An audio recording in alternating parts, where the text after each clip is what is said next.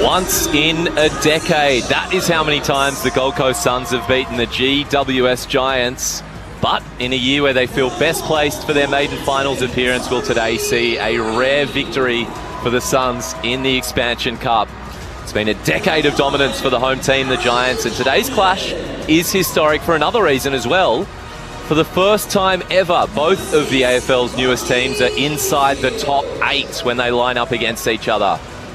Will this be the most important episode yet? We shall see. Welcome to the Sydney Showground here on Wongal Land for Sunday footy on ABC Sport. The GWS Giants hosting the Gold Coast Suns in the Expansion Cup. My name is Declan Byrne. It is a pleasure to be with you. Team news here at the ground. So a few changes for both teams. For the Giants, the home side, they lose Sam Taylor, a toe injury, 6 weeks. Brent Daniels is out as well for 4 weeks with that ab injury. And Joey Delana is out. And the ins, well, they don't come much bigger than the skipper, Toby Green. Jake Stringer, first game back since round 9. And Ryan Angwin.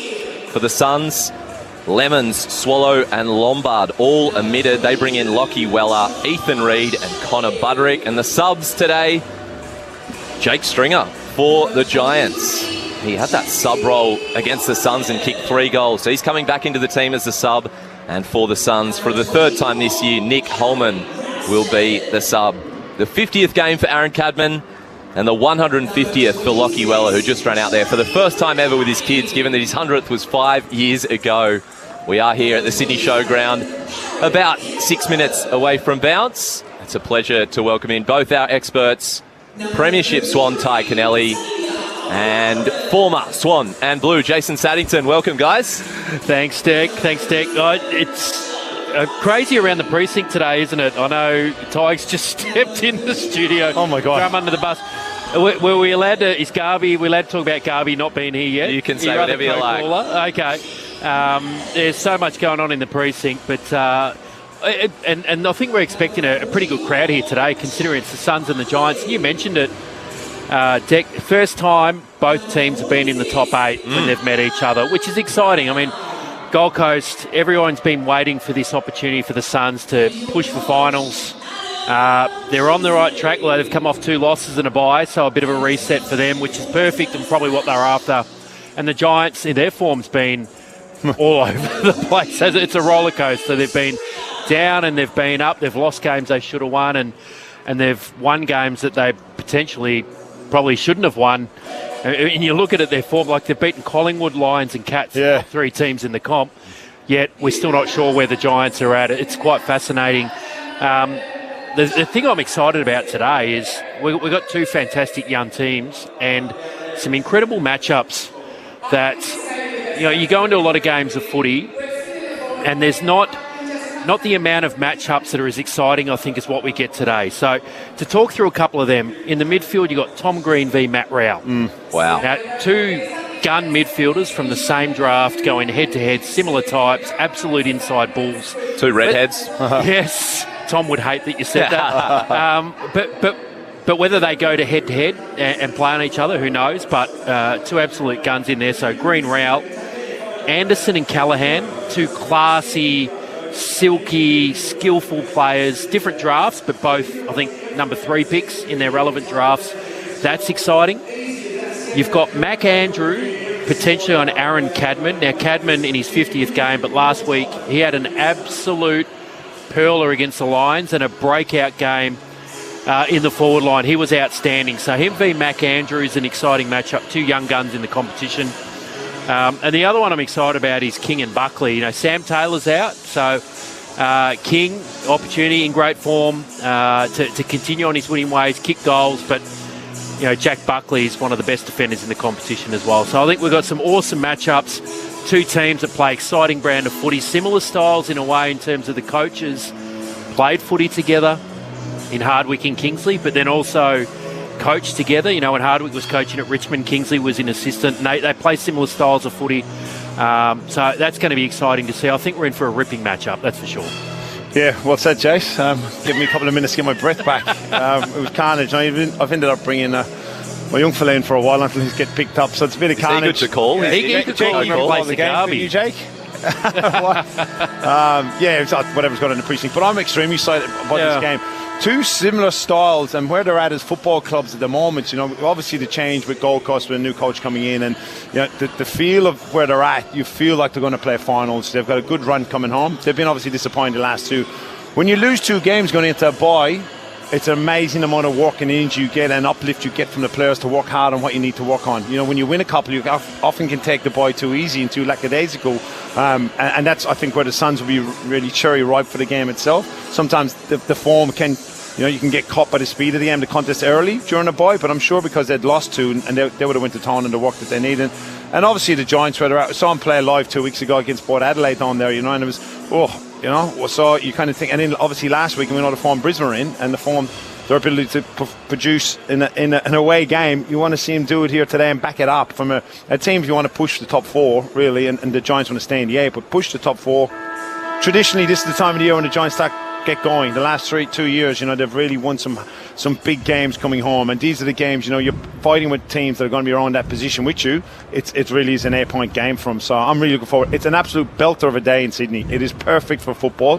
You know, hopefully there's a good crowd here. There's a good crowd around the precinct, so yeah, I'm really looking forward to it. Declan? It's going to be a cracker game. Why don't we head down to get a feel for things down there? Phil Pryor is on the boundary today for ABC Sport. Phil, how you doing? Good afternoon, gents. I thought Ty Kennelly was going to steal my job there and talk through the conditions a little bit in a little bit more detail. But look, the sun is out and it is glorious in the sun. I dare say we're going to see plenty of the crowd and spectators make the pilgrimage across to the other side of the stadium to get a piece of the sun, because it is chilly down here in the shade. It's about 17 degrees in Homebush, but we saw some fast, open, flowing footy earlier on in the VFL where the Giants had a win over the Suns, and I dare say we're going to see something similar in the main game here. All right, teams are just about set to go. Noah Anderson winning the toss for the Suns. They will kick to the left of your radio dial. Quick predictions, Ty, Sato. Yeah, I'm going to go with the home team here on the back of Cadman as well. Now, last week's perform, I'm really looking forward to see if he can back it up. The battle in the middle, as Jason talked about, so I'm going with the Giants in an absolute cracker of a game. Same deal. I think it's going to be entertaining. I think the Giants at home, if they can back up from last week. All right, ready to go here at the showground. Wits v Madden. That is going to be a big test for the young Giants ruckman. And the free kick goes the way of the Suns. They play on quickly. Anderson, deep entry, right to the square. Whistle blows. It goes over the back to Long. Do they play on advantage? Yes, they do. The Suns have a goal within 15 seconds of play. And that was an electric start. The Gold Coast Suns won straight. Ben Long on the board. I was watching Callahan and Raul. If that's where the free kick was, I thought it was a ruck contest, but I think it was Callahan over the top. They were jostling for position itself. But what I love about this, you tell any kid in the country when they're playing AFL football, the first entry or the first chance they get to go forward, just dump it in and get it in there, puts the defence under pressure. In that instance, the ball's gone over the back into Long. A little bit of a push in the back on Iden, but, you know, great stuff for Gold Coast. And there's a couple of other big matchups, isn't it? Like young Nick Madden against Jared Witts, well experienced. But even, you know, Lekalia, who's been in the team for the last few weeks, but fighting for a spot before that, against Jed Walter, who's a young up-and-coming superstar as well. There's matchups everywhere. It's just getting your head around looking at what's going on here. It's very exciting. So we're back in the middle. A goal within the first 15 seconds here on Sunday afternoon. You're listening to us on ABC Sport. Experts Ty Kennelly and Jason Saddington today. We'll have a rebalance.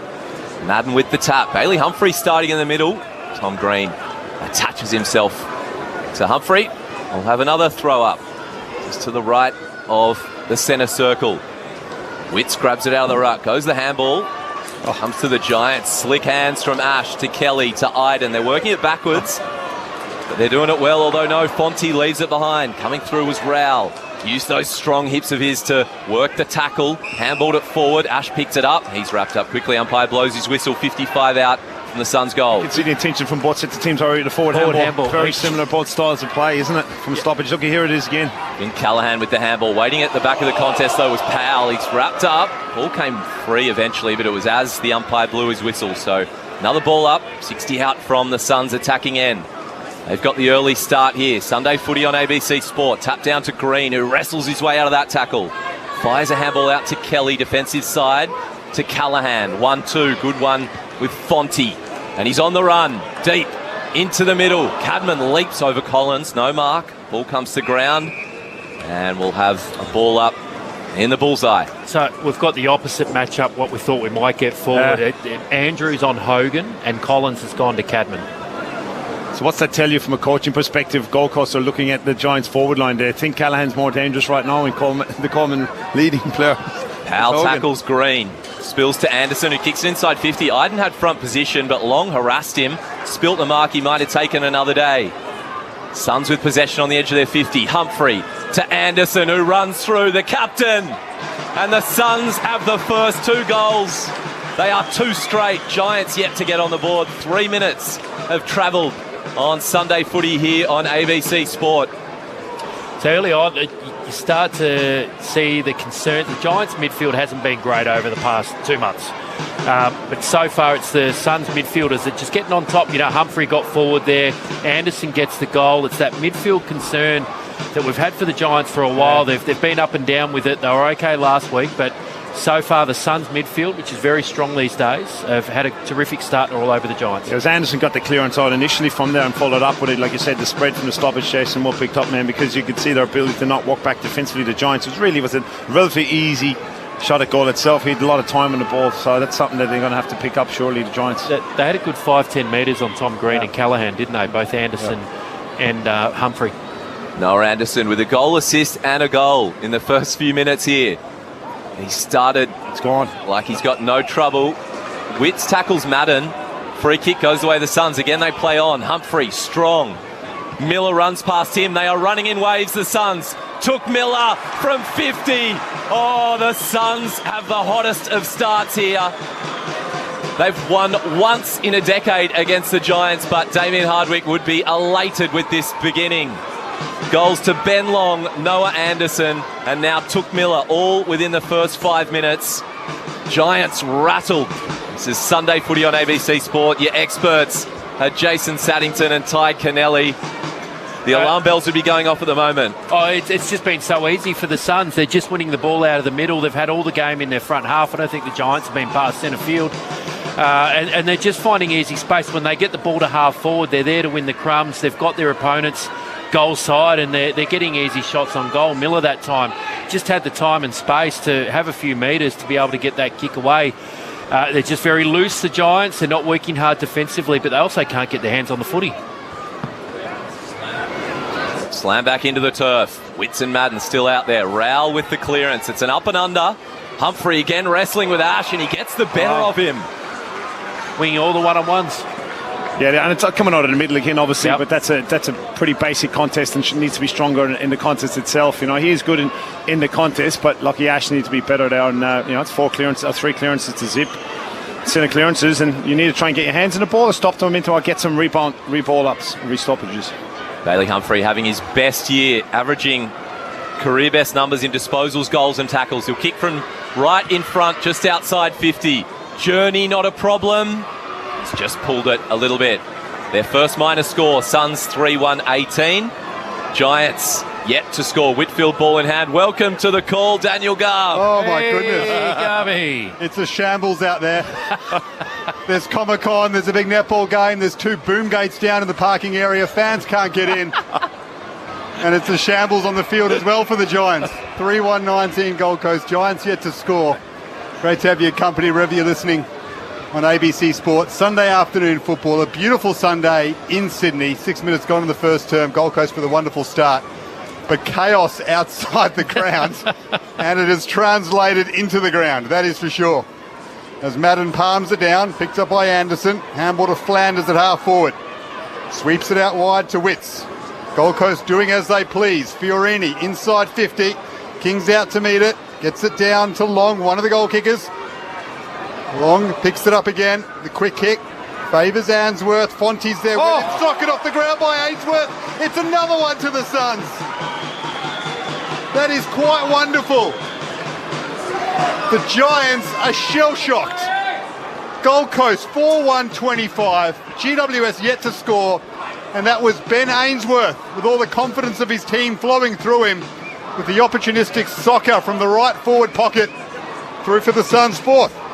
Yeah, I'm more interested in how the reaction from the Giants players. We saw this obviously in the back end of last year and what happened, and now the coaching group, are they actually going to try and change and shift the momentum on what's happening in the game that cost them really playing in the grand final last year in the 2 finals that they played? And I'm looking for something from a shift from outside the stoppage itself. Is there a forward or their wingers dropping back to actually just get some certainty behind the ball where they're under pressure and just looked a bit jumpy at the moment? In that instance, Fonte should have attacked the ball itself and just let Ainsworth go through with it. But it's more the reaction from the coaching group and the players here, because they're going to go back into this situation numerous times again going forward. So let's see how they react.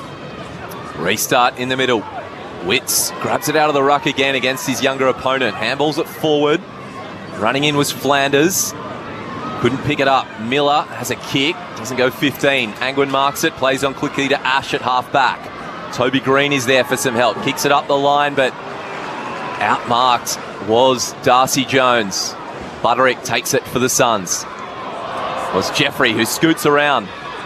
Inside 50 comes, 2-on-2. Lecalier there, coming late was Buckley with the fist. It'll go over the boundary line just inside 50 for the Suns. 25-0 the score is. Yeah, I don't know what you do here, Jason. If you think, Jesse Hogg is probably the best marker in the country right now. Would you put him back for 2-3 minutes, or are they just saying it's too reactive, or it's 4 goals. It's gone pretty quick. You need to stop it, don't you? So you probably need to look at some sort of mechanism that gives you 5 minutes to just cool the game. Suns attacking again. Witts fists it forward. Seen over the boundary line by Budrick and Fonte. Adam Kingsley looking extremely concerned on the Giants bench, giving Finn Callahan some directions. They just cannot get any consistency going, GWS, especially at home. Long way to go in this football game. They've got a lot of work to do. Green wins it from the stoppage, gets it to Lockie Ash, sweeping across defensive 50, but it's straight to a contest again. That's an important mark from Callum Brown, just to relieve some sort of pressure. But Gold Coast, very well set up, blocking the corridor, which opposition teams are doing to the Giants at the moment. And it's having a big impact, so he switches it wide, and it's marked by Tom Green at left half back. He has Angwin up the line. Marks up against the wing. Suns are scorching the Giants in the moment, not only in attack but in defence. They have set up so well right now, as you said, Garby.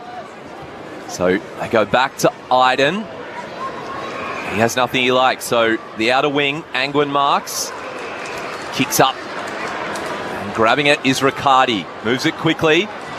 Hogan called out Jones. It was the right call. Jesse Hogan marks outside 50, up against the boundary line. Tough assignment from here. It'll be a kick to the hot spot. 3-on-3. Numbers arrive for the Suns late. Andrews there. Gives the handball to Powell. That's a risky one to Flanders. He's tackled, brought to ground. Crowd want the free kick. Not awarded. Everyone stopped on play thinking it was a free. High up and under. The fist comes from Himmelberg. We're inside D50. It's risky play for the Suns. Comes to Riccardi, shot on goal. He's hooked out of bounds on the full. They still are yet to score. We've played 11 minutes Sunday footy on ABC Sport. It is the first time they've gone forward. It did look dangerous for the Giants, but they just haven't had an opportunity to get it in that front half of the field. Voice of Swans champion Jason Saddington, Sunday afternoon footy on ABC Sport. It's Gold Coast clear defensive 50, leading 25-zip. Marked on the wing by Bailey Humphrey. And once again, the 50's pretty open. So he pumps it long. Ethan Reid gets the hands up. Jed Walter's there. Caught high by Buckley. No doubt about that. Walter got there first. Head over the football. And as per everything for the Giants in this first term, Buckley was late on it. Walter will kick from 40 out, 45-degree angle to the left. That happens, doesn't it, Todd? When you're under the pump, you get a little bit desperate, like in your mindset, it's like we can't let him get another shot on goal here. So Buckley overzealous with the tackle and just gets Walter high just because of that pressure of where the game's at right now and early. Well, it's back to the contest with Himmelberg here in the wing. You need to be better against Humphreys one-on-one. Jed Walter looking for his 15th goal of his second season in the big time. Just fading across the face of goal that might miss everything. It does, out of bounds on the full. So they want to kick better than that as his burgeoning AFL career continues. Jed Walter, one of 17 top 10 draft picks playing in this game today. No surprise between two expansion sides, but it's Gold Coast teaching GWS a lesson right now. So Lockie Ash brings the ball back in, averaging 30 disposals this year. Ash just delivers it as long as he can to a contest. Wrapped up, ball will be thrown up 60 metres out from the Giants' defensive end. They're still on naught. We've played 12 and a half minutes in the first term. Madden doing the ruck work against Reed. He gets the win down to Callaghan. His hands are a bit too quick for Green. They spill it. It's untidy. Ainsworth delivers inside 50 towards Walter. Kalir is there. Spill it. Comes back to Flanders. Hands to Miller. Then to Anderson. Shot on goal. It bounces over the top of one defender. They got a touch on it anyway. A minus score again for the Suns. 4-2-26. Giants still on 0. Sunday footy on ABC Sport has been all Suns. Plenty of sun shining. Just looks so jumpy in there, don't they, Jace? No, it's going to happen, obviously, when you concede 4 quick goals. Here at the Sydney Showgrounds as fans try to make their way in belatedly due to the chaos outside. Numerous events, car parks not working. And the Giants aren't working on the field right now. Marked by Closey, left half forward, so a repeat entry inside 50 and marked by Long. Diving low to his right. Well, this is a paltry first quarter from GWS. Outstanding by the Suns.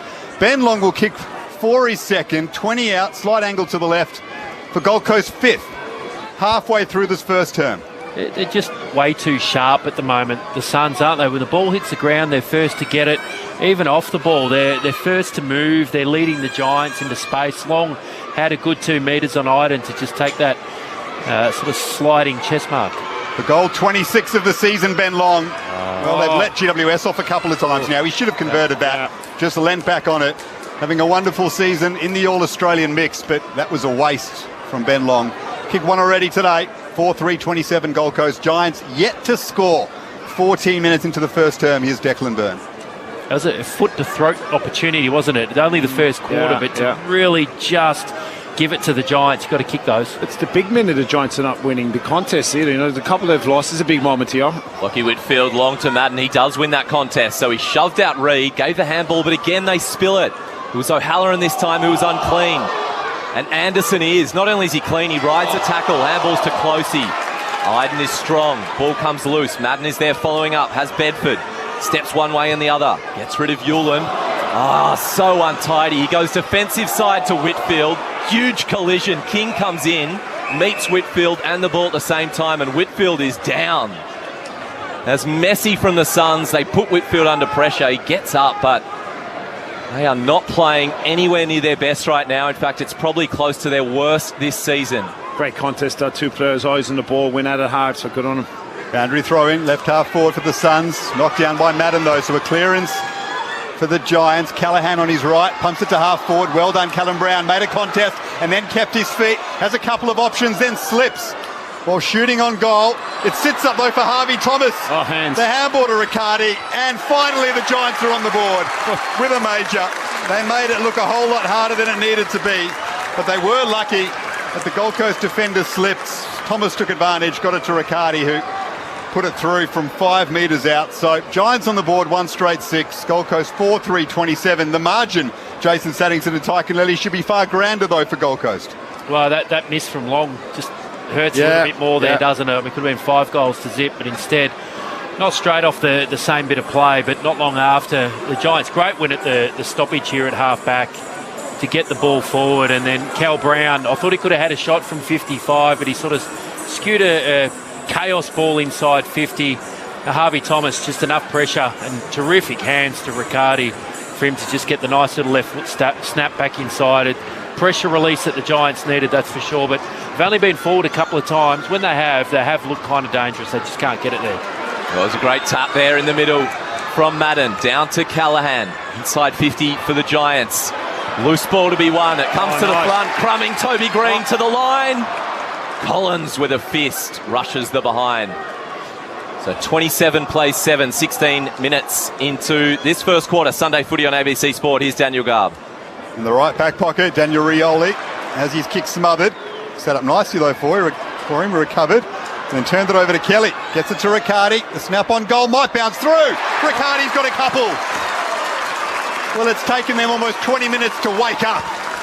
They finally have the Giants. Jake Riccardi, who's been a steady contributor throughout the last 4 weeks or so, has sparked him in this first term with a couple of majors. They are 2-1-13, the Giants. That was a lovely finish from the boundary. Gold Coast 4-3-27. I'm trying to figure out how he actually kicked it. I'm looking at it. He's on the boundary side, and he's checked it, but the bounds are 40 foot close to 50. He could have easily just turned and straightened up, and he's actually tried to. He's done it well in the end because he's kicked the goal, but he had plenty of time to straighten up, and he snapped it from a long way out, and it's gone through. It's a nice little return from when they probably don't deserve it. The Gold Coast should be away, like you said, Jason. They've been long. They haven't got the ball forward since that miss. Suns had the first 13 or 14 minutes. The Giants have had the last 3 or 4. Back in the middle of the showground. Witts with the tap forward. Flanders off the centre square. Ran through. Picked it up. Little 1-2. And delivers a kick out to his right to Ainsworth, who's still 2 from home. So looks back to the 150 gamer in Weller. High kick inside 50 in the King direction. He was 4 deep. He nearly plucked it. It's gone over the boundary line. And let's head down to the boundary. Phil Pryor. Yeah, I've been keeping an eye on Lachie Whitfield after that strong collision about 4 or 5 minutes ago, but it seems like that was the turning point. That was the waking up point for the Giants, and thankfully it looks as though Whitfield's all good. They can't afford to lose him. Boundary thrown in attack for the Suns. Palmed down by Witts, but Tom Green robes it. Gets it to Kelly, who set up the last goal. Bouncing ball on the wing. Picked up well by Budrick. Big tackle. Yeah. Strong tackle by Toby Green. It was Yuland, in fact. That's a captain's tackle. Caught him holding the ball. Giants have it on the wing. Well, sold by Phil downstairs. You know, that instance, and sometimes players think they need to go above and beyond, but you know, it's the Whitfield moment, that ground ball, and obviously a tackle like that from Toby can really get you going. Scrappy kick, though, from the captain. Turns it over. Bouncing ball now at half forward for the Suns after the soccer from the wing. Picked up by Ainsworth. He's turned it over there to Kelly. He's getting involved now, importantly. Handball back to Ash. Under pressure. Has turned it over once more. Whitfield back on the ground. Has wrapped up Ethan Reid. Ball up just outside, attacking 50 for the Suns. I'm all for go on, Jess. You see Toby Green trying to impose himself in the contest. Big tackle before, big contest on the half-back flank there. Witts tapped down to Weller. His kick is smothered on the edge of the 50 for the Suns. Callaghan is clean. They need a bit more of that. Left foot kick up towards the wing. 2-on-2. Yuland grabs it. Slung around in the tackle. Kicks it forward, but Ralston was waiting on the logo. Takes the mark, looks inboard and finds Tom Green, who marks on the bullseye. Handball to Callaghan, who wasn't expecting it, so it is still messy play. Himmelberg's there to help. Palms off one and a second. Lecalier defensive side uses him. Long kick towards Cadman. He's the target. Up he goes.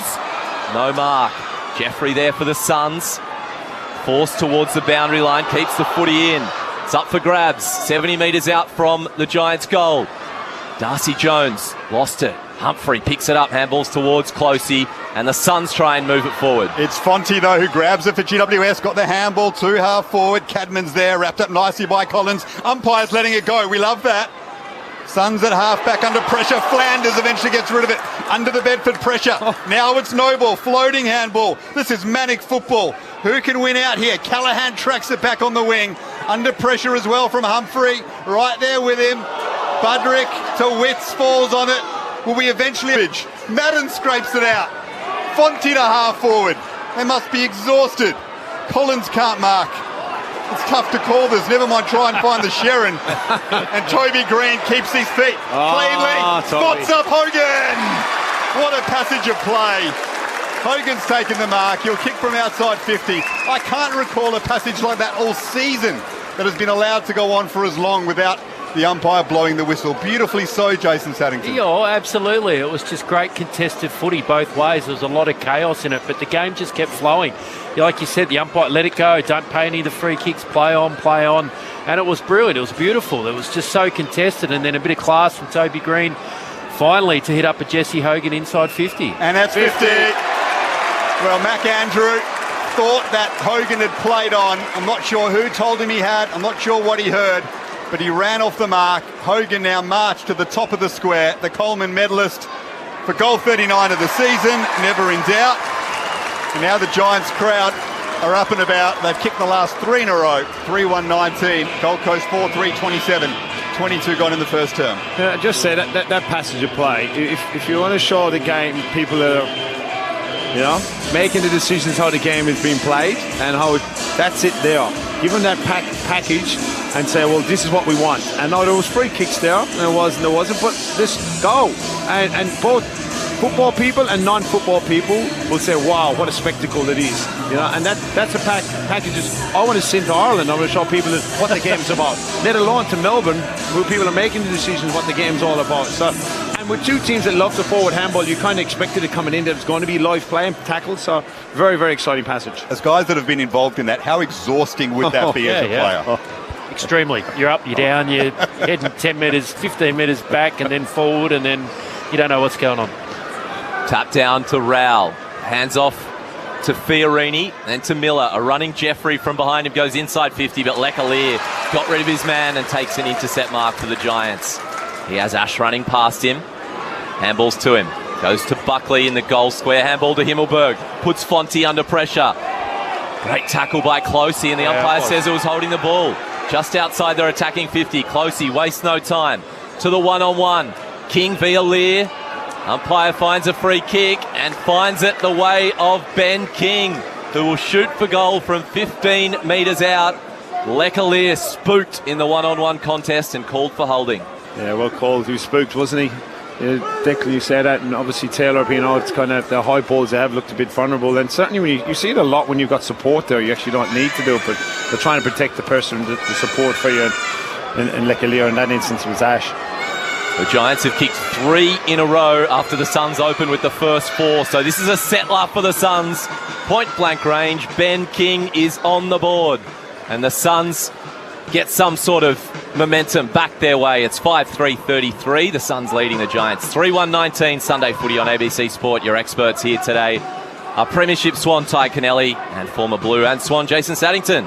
Yeah, and while Ben King kicked the goal, got the free kick, it was Sam Closely's goal. He's not just the tackle he made, which was an absolutely textbook, brilliant tackle, but his ability to read the long loopy handball and come forward to be there to make that tackle on the Giants was fantastic. So and did not wait for the entry, did not wait for lots of numbers back, just give the opportunity to play it once a 1v1. And in the instance, it was actually 2v1 with Ash coming over the top. But that's important. You quick turnover and look for the 1v1 deep, and you get that.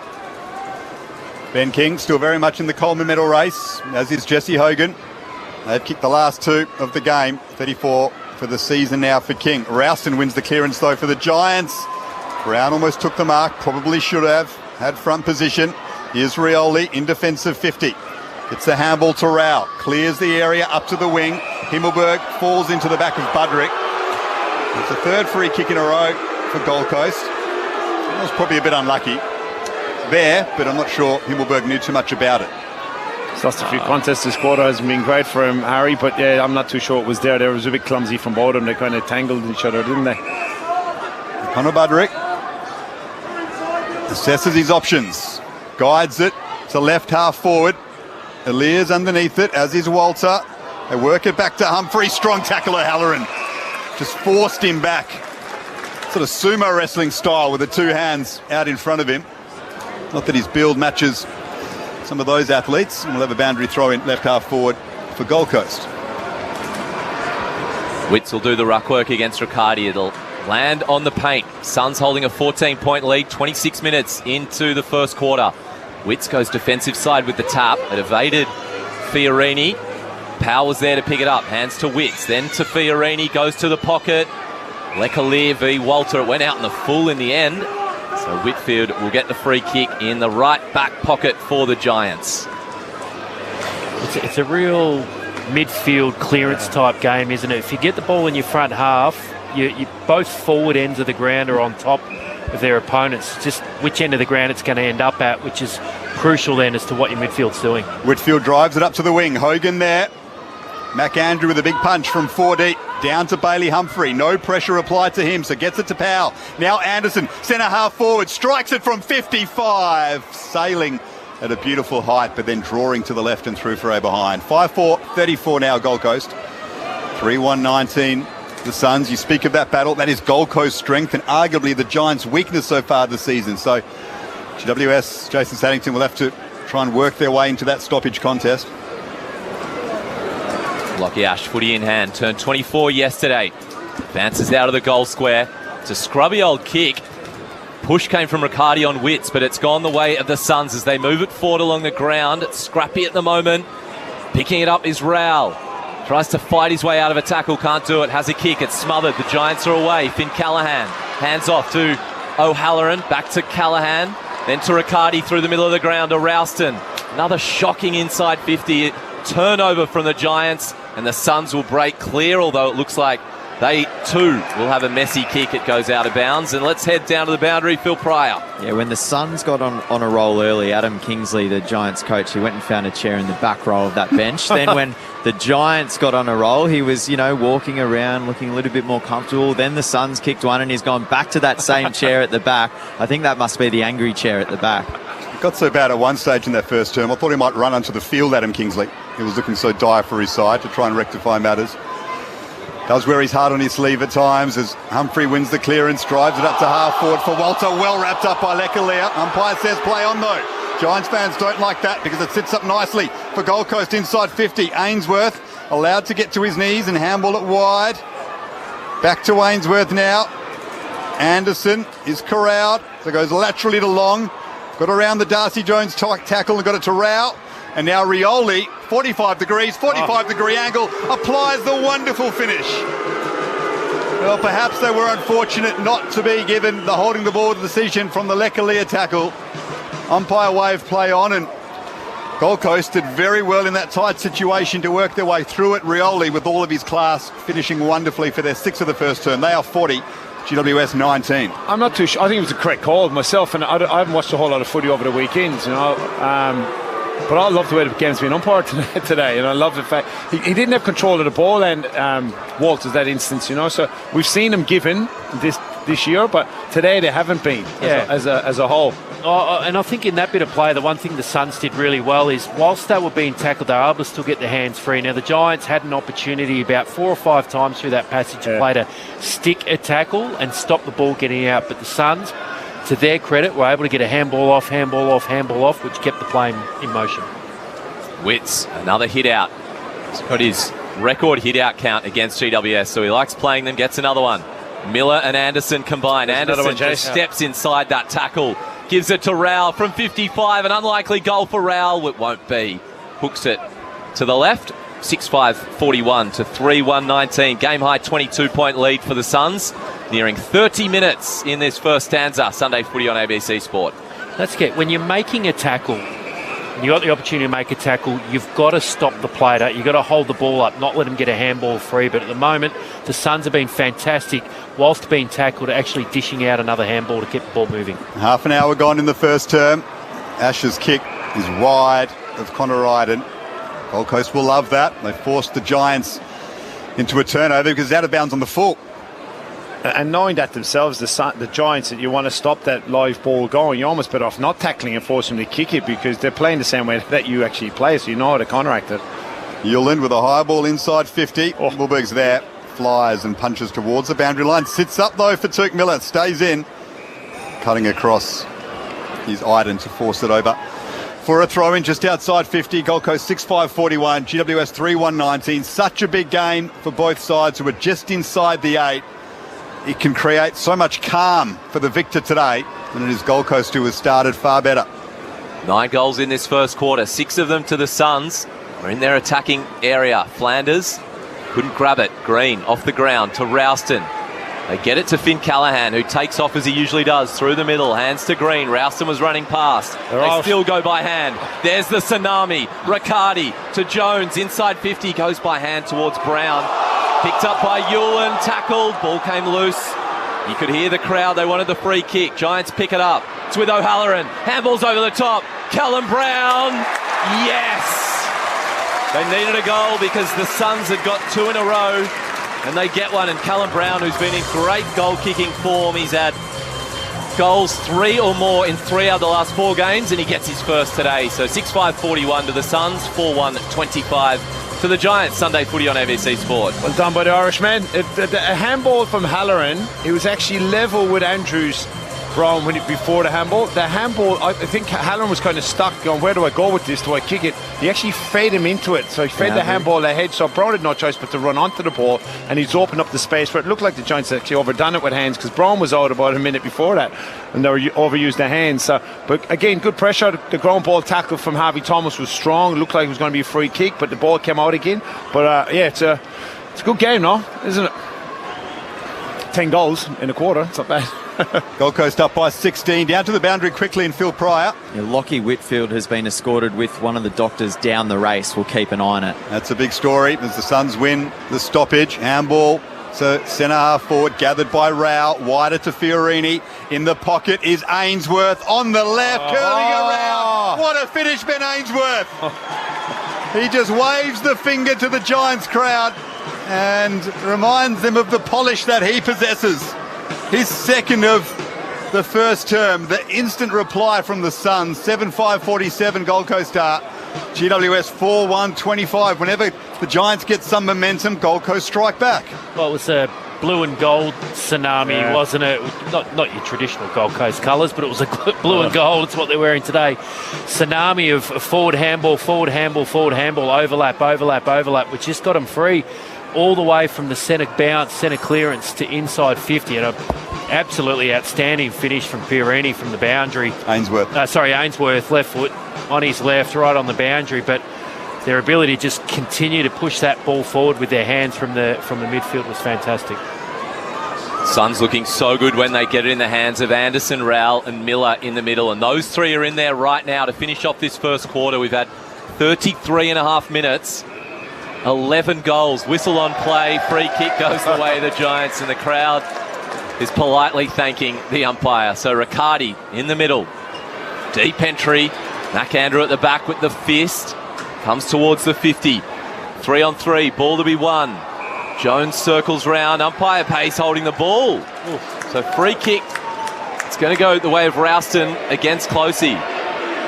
He's 55 from home, crowded forward line.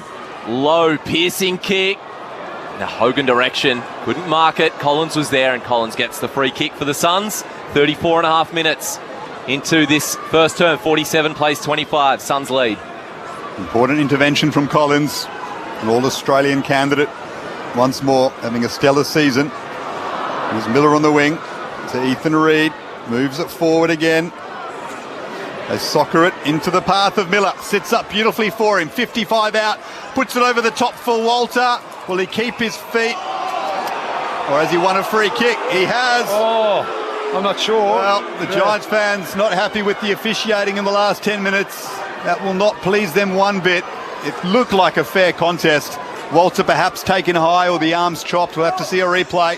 He'll kick, though, from 10 metres out, pretty much directly in front. I'm not going to say the free kicks weren't there because you'd have to watch a replay, but the past 1.5 minutes, we've seen three what you would think are 50-50 type contests that have been free kicks right after you were lauding the umpires for their letting the game go, Ty. Jed Walter. Oh, that is terrible. That is lazy, the epitome of, because he never actually got into his rhythm. He just walked through like he was just warming up before the bounce and poked it and has fanned it out to the right. That is a terrible miss. Did you see his shot before, Garby, the first one of the day? He was very nervy with his set shot kick technique itself. Ash comes out of his defensive 50. Hogan looking to mark, but Collins fists it over the boundary line. Phil Pryor. Lockie Whitfield has gone down to the rooms to be assessed for an HIA. I'm not sure if it was that incident that we referenced a little bit earlier on in the quarter or a second one. Ball thrown in. Witts to the front. O'Halloran spun out of a tackle, but his handball went nowhere. In fact, it went straight to Fiorini, who kicks it inside 50, but it's going to beat both Iden and Humphrey. Go out of bounds about 45 metres out from the Suns' goal. They lead by 23 points. We've had 11 goals in the first quarter. It's going long, 36 minutes. ABC Sports Sunday Footy. Plenty of goals, hasn't there? Plenty of goals. That's right. It's given the fans some time to get into the ground for all the drama outside. 23 points, Gold Coast lead by. What an outstanding first term from Damien Hardwick's men. They've come to play for much of the season, haven't they? And in a pressure cooker game for both sides, they have started far better. Gold Coast 23 points up at the first break. So the goal kickers, it was all the Suns at the start. So why don't we start with them? Ben Long had the first. Anderson, Miller, King and Rioli and Ainsworth has 2. For the Giants, Riccardi had their first 2. Jesse Hogan has 1 and Callum Brown has 1 as well. It is 7-6-48, plays 4-1-25. Suns leading by 23 points. They've won 1 of these Expansion Cup games in 10 years. They had the good start. They had momentum at several different points throughout that. So we'll look forward to hearing from our experts in just a moment. We'll get back in a second. You're listening to Sunday Footy right here on ABC Sport. Ben Cameron and Corbin Middlemash from ABC Sport here. Alongside Paul Roos, Brett Delidio and Poppy Penny, we bring you all the latest AFL news from both on and off the field on the ABC AFL Daily podcast. You can hear it all on the ABC Listen app. Time to steady and pull the trigger. Get ABC AFL Daily Podcast. It's your daily footy conversation. Find it on the ABC Listen app. This is the 2025 AFL Premiership season on ABC Sport. Free kick goes away the Suns. They play on quickly. Anderson, deep entry, right to the square. Whistle blows. It goes over the back to Long. Do they play on advantage? Yes, they do. The Suns have a goal within 15 seconds of play. Suns with possession on the edge of their 50. Humphrey to Anderson, who runs through the captain. And the Suns have the first 2 goals. Free kick goes away the Suns. Again, they play on. Humphrey, strong.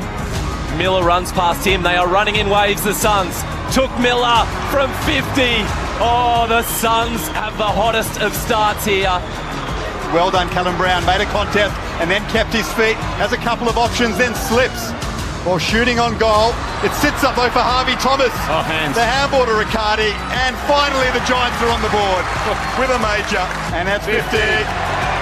Well, Mac Andrew thought that Hogan had played on. I'm not sure who told him he had. I'm not sure what he heard, but he ran off the mark. Hogan now marched to the top of the square, the Coleman medalist for goal 39 of the season, never in doubt.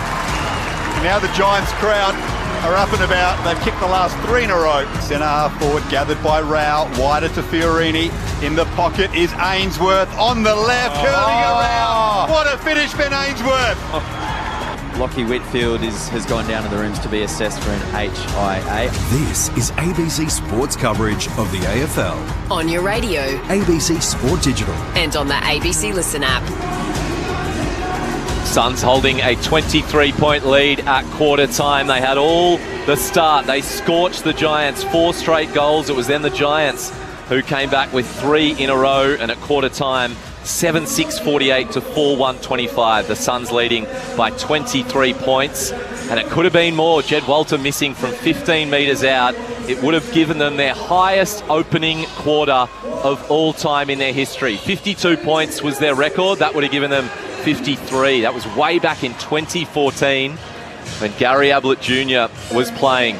So the Suns looking to win the Expansion Cup. They've won 1 in 10 years. The Giants, 13 out of the last 14. And the Suns have never won here at the Showground. In fact, when the Giants have won over the last 10 years, it's been an average of 54 points. They have had the wood over the Suns. But let's head to our experts for what they did right. Jason Saddington, what did you make of that first quarter? Well, it was a terrific quarter from the Suns, wasn't it? In the opening 5 minutes, they just put 4 goals on the scoreboard very easily before the Giants could even get the ball in their front half. They dominated out of the middle. They won their contests in the front half. And I mean, you mentioned the Walter miss, which was a horrible miss. I think Ben Long missed another one, didn't he, from about 25 out, almost dead in front. Gee, they could have had 9 goals on the board in the first quarter, which is absolutely huge. I mean, they've won the inside 50s, 23-10. The Suns dominated the quarter. Having said that, the Giants had some momentum through periods, and when they did, they were able to score easily as well. So it's one of these games of football. We said it was going to be exciting and entertaining, forward handballs, it's going to be open. It's certainly been that, 11 goals in 1 quarter, but the Giants also, when they got the ball in the front half, they looked dangerous as well, didn't they? And which comes back to this game of, well, it depends what happens around the middle of the ground. I think you nailed it, Chase, when you're saying that about during the call. Yeah, whether it's centre bounce or stoppage or even contest in that middle part of the ground. Who's going to win it from the contest and send the ball into their front half? And so far, the Suns have had that easier because they've been able to get hard forward and they're out spreading the Giants. I feel like Anderson and Humphrey just get that 5-10 metres on your Tom Green or your Callahan, and that's just probably been the difference. Took Miller, he's got forward quite a few times and his opponent, and they've looked a lot more dangerous. So the Suns have been brilliant. The Suns are in position here, and Adam Kingsley and Toby Green has held the Giants in for so long. They've only just broken. The Suns are 6-6-6. They're ready to go. Ty Kennelly, anything to add before we kick off the second quarter? I think Jason Nell, the team is going to give the look to the forward line, is going to win this game comprehensively for me. So if the Giants don't fix up the spread component to their game from the stoppage situation, there's only so much you can do with the inside 50 contact you've had. They're eventually going to kick those goals that they miss if they keep getting the opportunities, the goal cost that is. So now on the flip side, if they can get it right, the Giants, they look very dangerous forward of the ball. So a lot to play for. It could have been an absolute done and dusted. After the first 10 minutes, you're looking, oh, wow, game over here. But for the Giants' credit, they've hung on, and we asked them to try and change momentum, and they've done that. So let's see what they can do in the second quarter. Nick Madden, just his third game of AFL football, standing Jared Witts in game 194, one of the premier tap ruckmen, especially of the competition. A lot of work for the youngster to do. 23 points, Gold Coast lead by start of the second term. Callahan gets hands to it, but Rao right there with him. Callahan did well to get the football away. Fiorini, though, gathers it back to Anderson. Handball into a dangerous area to Rao. Puts Humphrey under pressure, though. Strong tackle applied on him by Madden, the youngster. And then they cough it up, the Giants, and Powell's able to gather it and sweep it back to Rioli. Rioli has it at true centre-half back. Looks to his right and has Joel Jeffrey, who marks and goes quickly to Anderson up the wing. They want to bring it into the centre corridor. It's a risky kick, but it opens up the field. Miller marks. Oh, his kick, though, hangs up in the air, and Powell got it. Hogan probably should have done better there. They move it wide, shift it to the other wing. Hewlin takes the grab. He moves it further wide. Butterick has the footy, 80 metres out, long entry. Himmelberg gets rid of his opponent, takes a good one-on-one intercept mark. It's a better contest from Himmelberg. Yeah, didn't have a couple of great ones in the first quarter, but ability to read the flight of the ball, get in front of his opponent, mark that ball, that's a win. Himmelberg up to the wing. Mac Andrew with a big leap. Hogan at front position, made a contest. Couldn't quite lock it in. Flanders taps it to his advantage and then gets it to Miller, who's been outstanding early. Now Flanders on his left, into the pocket, bouncing ball. Himmelberg's there. Sits up nicely for Lockie Ash. Sweeping handball to Ralston, who's been busy. Running off him is Bedford. Great kick. Up to the wing with Green. Now a bit of open space for the Giants. They haven't seen a lot of this. Pokes it over the top for Bedford, who ran on hard. Eventually gathers it to O'Halloran. Now Hogan thought about the snap. Eventually went wider to Callum Brown. He centres it to the corridor. Ralston should mark. Well done by Rao, though, to trap it back at centre-half back, and now Gold Coast can go. Suns are on the move. Miller, forward handball to Flanders. He misses the target, so Anderson under pressure, dives at it. Ash keeps his feet. Edge of the centre square, Giants with numbers. Callahan's there, handballs back to Ash. Shirks the tackle well, just lifted the shoulders. Bedford, he misses it though. Handball straight to Anderson. Dangerous for the Giants. Suns with it. Rioli to Miller. Back to Rioli. Kick inside 50. Long had 3 metres on Iden, and he'll kick for goal just inside 50, right in front. Are we playing football? It's handball, isn't it? I don't know how many handballs we've had in the past minute and a half there. This is handball-centric. I get it. Finally, one team made the most of trying to make the Oppo pay because they just kept giving the ball back, didn't they, to each other through handball. The Cal Brown kick down here was a horrible one. So Ben Long already has 1 goal. In fact, he had his goal within 15 seconds. Can he kick the first goal of the second quarter here? From 51 metres. He's pulled it. It's going to fall short. Will it be fisted through or marked? Madden is down there. Went to handball at dangerous spot to give it up. Umpire blows his whistle. Luckily for the Giants, it is their way. A free kick to Buckley. Sunday footy here on ABC Sport. No addition to the quarter-time score. It's the Suns leading 48-25. Here's Daniel Garb. Strong tackle by Buckley in the absence of his partner in crime in Sam Taylor, but now he's turned it over. Witts had front position on Madden. Marked it left half forward. The repeat entry inside 50 for Gold Coast. Witts just pops it up. Iden read it well. Cut across the pack. and took the mark. He actually went for the spoil, and it sat up just inside the boundary line that when he caught it, I don't think he realised at the time, but it was paid a mark. Connor Ryden, right back pocket. Slow going. Gold Coast set up nicely, as so many teams try and do to the Giants, especially when GWS are at home, restricting them the run of half-back and the corridor. They win it back Gold Coast as a result. Miller, inboard to Rao. Eyes darting around. Goes wider to Weller. High ball into attack. Left half forward. Ethan Reid will fly. Lekalia flies higher. Got it down to Angwin and now Fonte. A couple of the youngsters combining. And Fonte settles it down. A clever 15-metre kick to Riccardi. Oh no, Riccardi looking to go inside. Anderson read it like a book. Suns turnover. Kick forward to Flanders, edge of the centre square, and all on his own is Bailey Humphrey. Connor Iden looks towards his midfielders and said, what was that for? Hands outstretched. They gave the defenders no chance, and the Suns will have a shot on goal from just inside the paint, 50 metres out. Yeah, spot on, Declan. There's just no chance for the defenders. They had the ball in the middle of the ground, and Riccardi just turned it over quick. Humphrey, from 45 metres, he bends it. That is enormous. Gets it all the way to the line, but it didn't curve around enough. So a minus score. Umpire is going to blow his whistle and just check in exactly what happened on the line there. Going to have a goal review. No score change yet from quarter time. Sunday footy here on ABC Sport. The Suns 7-6-48. Giants 4-1-25 as we look to see if that has gone over the line before it's touched. Let's head down to the boundary, Phil Pryor. Still no sign of Lockie Whitfield, so we're keeping a close eye on that one. Jake Stringer, the sub, he did just get up and go for a bit of a trot, but I'm pretty sure that was quite regulation. So no update, but we can't be too far away. It's a bit of a curly one for the Giants, because when Stringer's your sub, you're probably not looking at your half-back to be the person you want to bring out of the game, are you? Certainly most valuable players in the field, Jason, half-backs. Loose running half-backs. Sydney Swans Premiership half-back, Taikanelli on ABC Sport your Sunday afternoon. As Madden does well to make a contest on the wing. He's locked up. Suns leading by 24 points, 6 minutes into the second term, and Jake Stringer now has the kit on in the bright yellow boots, so perhaps they're ready to make that call on the sub.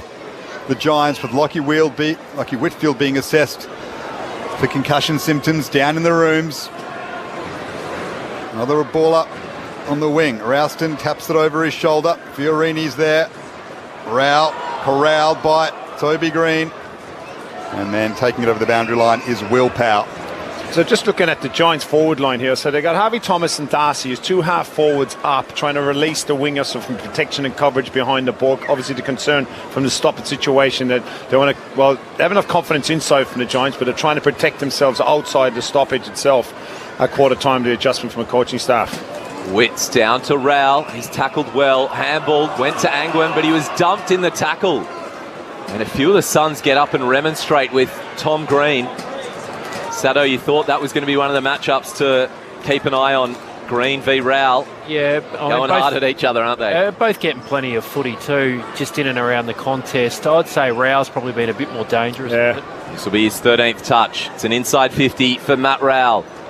Nudging him under the ball was Himmelberg, and he got the fist over the boundary line. 49 plays 25, 7.5 minutes into the second term. Thomas had 6 clearances, Rowles had 3, but his effectiveness going forward for Rowell, hasn't it been more damaging with his inside 50 stuff?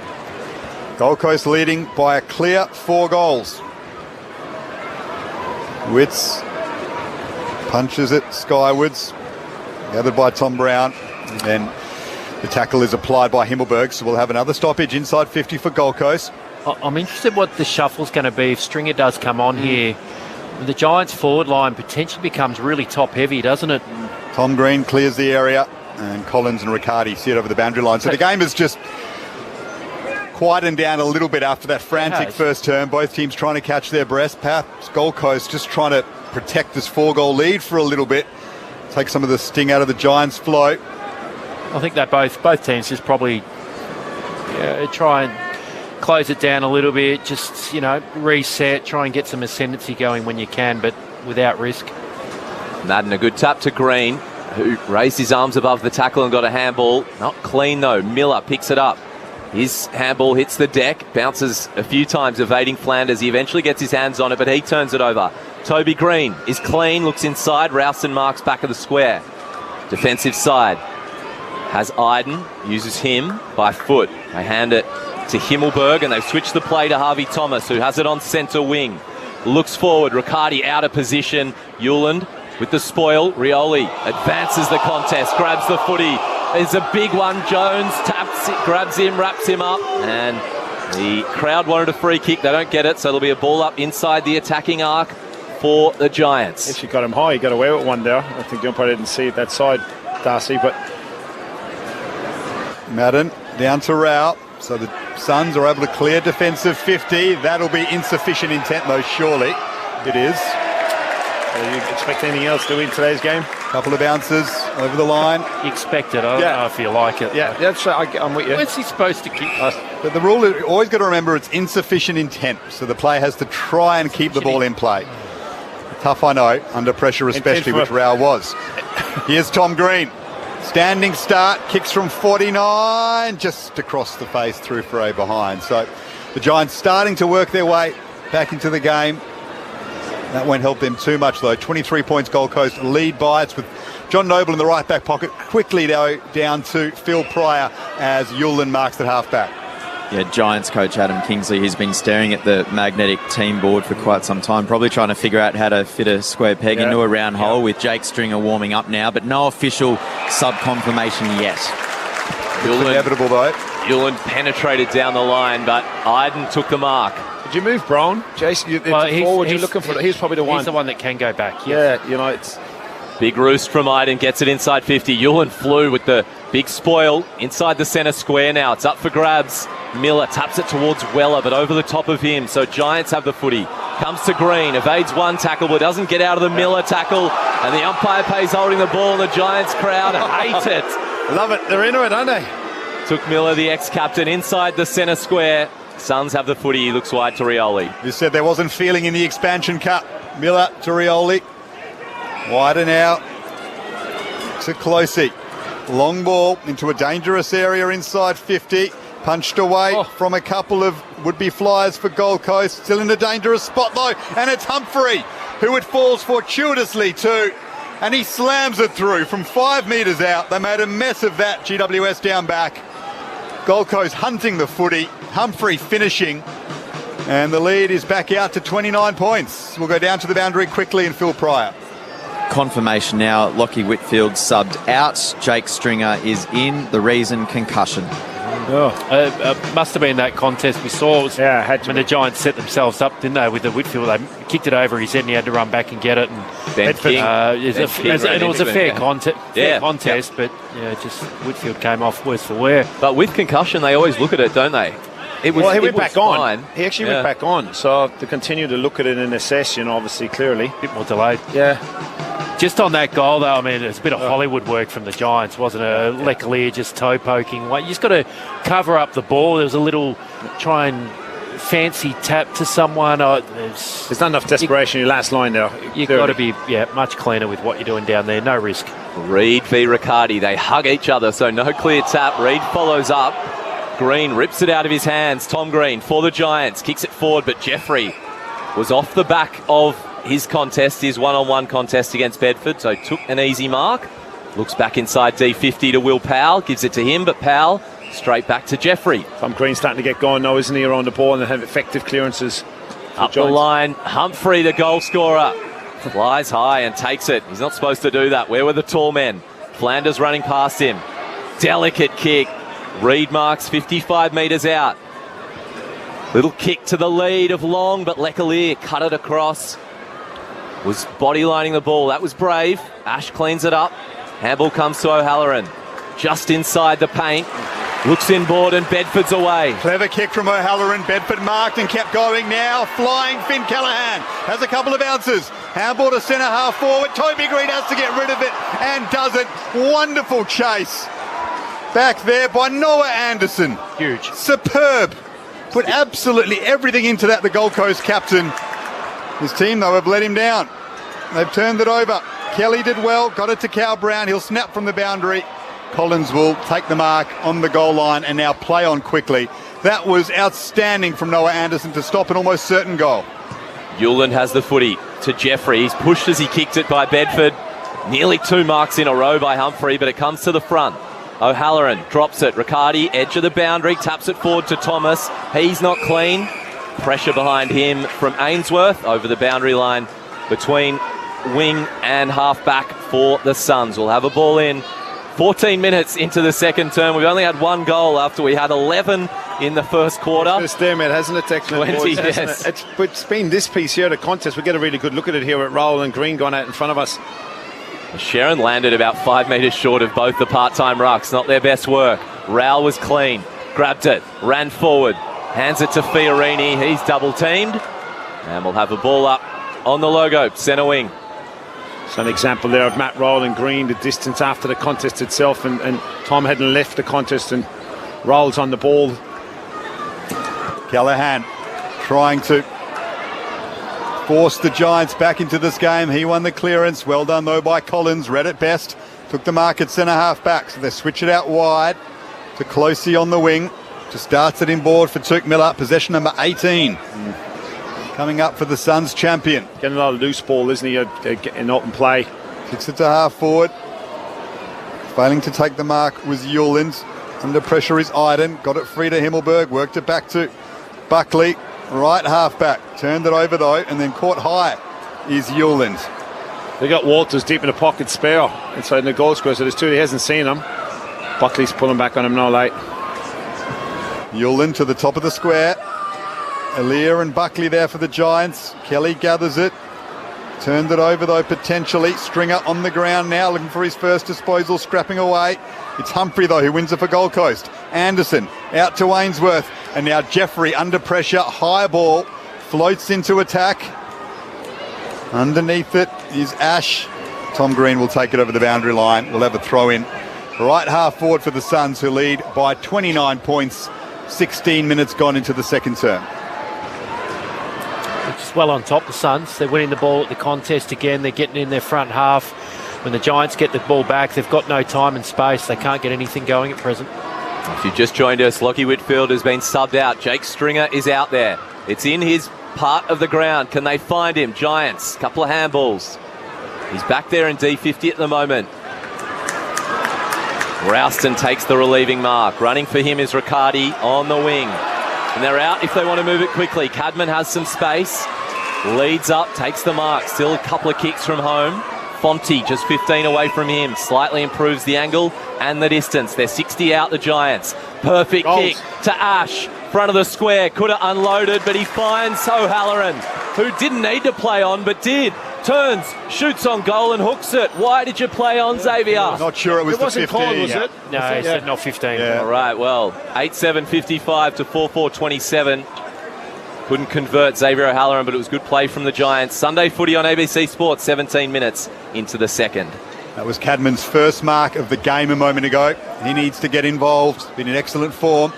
That's a good mark by Riccardi. The inside kick is on here, and the Giants have done it a couple of times now, and they've missed it again here. But that one lateral from the contest, about 20-25 metres, takes it off the line from the Gold Coast defenders. Riccardi inside 50. Hogan with a lovely mark. Oh, you just got straight down the line to key forward and mark. Yeah, why not? Just floated across the front of that pack, and as we've seen so many times over the last few years, there may not be a better contested mark in attacking 50 in the competition than Jesse Hogan. So he'll kick from 45 on slightly worse than a 45-degree angle to the left. I've watched a lot of vision of Jesse, recently trying to teach some of the key forwards that we have in the academy, and his footwork is unbelievable, the way he preps himself for a mark and his ability to actually keep moving. His timing clearly is great, but his ability to prep himself with his footwork. Needs to convert. Suns leading by just under 5 goals. Jesse Hogan with a wonderful finish. His second of the afternoon. And they probably deserved that on the balance of play over the last 5 minutes or so, the Giants. Gold Coast lead by 22 points. Just the steadier they needed. They hadn't had a lot of great looks inside 50 so far for the quarter. And, I mean, you saw the passage of play before that where O'Halloran got the shot on goal. Was nice ball movement. They were able to get in Cadman's hands. This time, they're able to get the ball down to Hogan. they're the players that they need in the game, aren't they? And we saw it last week against the Lions. It's what won them the game of football, Hogan and Cadman. We just haven't seen enough of it so far. And going back now to Stringer, obviously coming on the ground, I've spoken about the forward balance that we leave for the Giants. So if you've got Stringer, Cadman, Hogan, Riccardi, Brown, Riccardi, you're big, aren't you? You got to mark it or you're in trouble. So it will be interesting to see which way they do go. Like you call it, Cal Brown might be the swing man that ends up down back, but we'll keep an eye on it. The lead got out to 29 points for the Suns. It's 22 now. Madden with the tap down. Green handed balled it back to him, but Witts wraps up his more inexperienced opponent. 209 centimetre bruising Gold Coast Suns ruck. Taps it down to Green, who fends off one, gets a kick forward, fortuitously lands in the lap of Cal Brown. Has the lead of Hogan. He marks 55 out. He'd probably kick it, couldn't he? He'll kick it from inside the square if he has to. He wants a lead. Low kick to the pocket. They were not on the same page. In fact, the ball hooked off the instep, out on the full in the right back pocket. John Noble will grab the footy. That lead remains 22 for the Suns. Sunday footy, ABC Sport. There's been a bit of it for the Giants for mine today. You know, the bit of the Hollywood stuff, which I get. There's a balance between enjoying your footy and taking the game on, but there's also times when you can just settle it a small bit and really be a bit more predictable for each other. I think Hogan would have the leg from where he was standing. Surprised he didn't have the shot. As Rioli sends it up to the wing. Lekalia made a nice contest. Gathered though by Flanders. Back to Anderson. Inboard to Weller. Throws it on the boot. It'll sit up nicely for Long. Tapped it to his advantage. Can straighten up from 48. Ben Long. It'll swing back beautifully. Ben Long with his second. He owed the Suns one after a horrible miss in the first term. We're going to have a review though. So perhaps a rather anticlimactic end to that lovely passage of play by the Suns. It might have been touched. It was Angwin who got across. Oh, I'm not sure we can see much on the... the finger goes back. See the nail. I think the umpire's call was touched as well, the goal umpire. So that'll be overturned. Maybe it's little moments like that can get the Giants back into the game. It's a game of inches, they say. And Ryan Angwin used every single inch of his finger to intervene there. It took a long time to kick it, Ben. He had so much time. It took and hence obviously gave the opportunity to Angwin to actually put a fingernail on it. So 23 points is the lead to the Suns. Immelberg, booming kick towards Buckley. Paddles it to himself and takes it on the second grab in front of Weller. He has Green up the line, but Hewlin left his man. Big spoil goes out of bounds. He said, see you, Stringer, I'm going to get to Green and punch it out of bounds. That was smart from the small Suns defender. Their lead remains 23. We've played 21 and a half minutes here at the showground. Declan Byrne and Daniel Garb with you up here. Jason Saddington, Ty Kennelly, your experts, and Phil Pryor down on the boundary. They've been terrific at that, the Suns, to come forward in defence and just impact contests. Big 5 minutes or so to go until half-time. Can the Suns preserve or extend this 23-point lead? Can the Giants continue trying to whittle it down? Bedford wrapped up. We'll have a ball up just in front of the interchange gates. Madden and Witts wrestling once more. Witts palms it down. Ball goes over the boundary line. The players just catching their breath for the final few moments that are so important before the main break. Have you seen any change from Stringer on positionally for the Giants? No. He's at half forward, Jake Stringer. Lockie Whitfield subbed out. Nick Holman, the sub for Gold Coast, waiting to be introduced as Bedford is caught by Rao. So I don't think it hurt him early in the game, early when he comes on. Obviously, he's got fresher legs, as a tall as well, so it might hurt him later, but he might look to change. Ball up on the wing. Witts, the tap down. Rao trying to get his hands to it.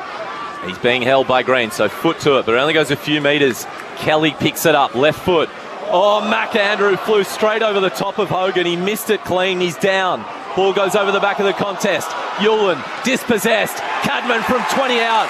That is a fortuitous goal. McAndrew went the big high-flying spoil and missed it. And the Giants make them pay. 8-8-56 to 6-3-39.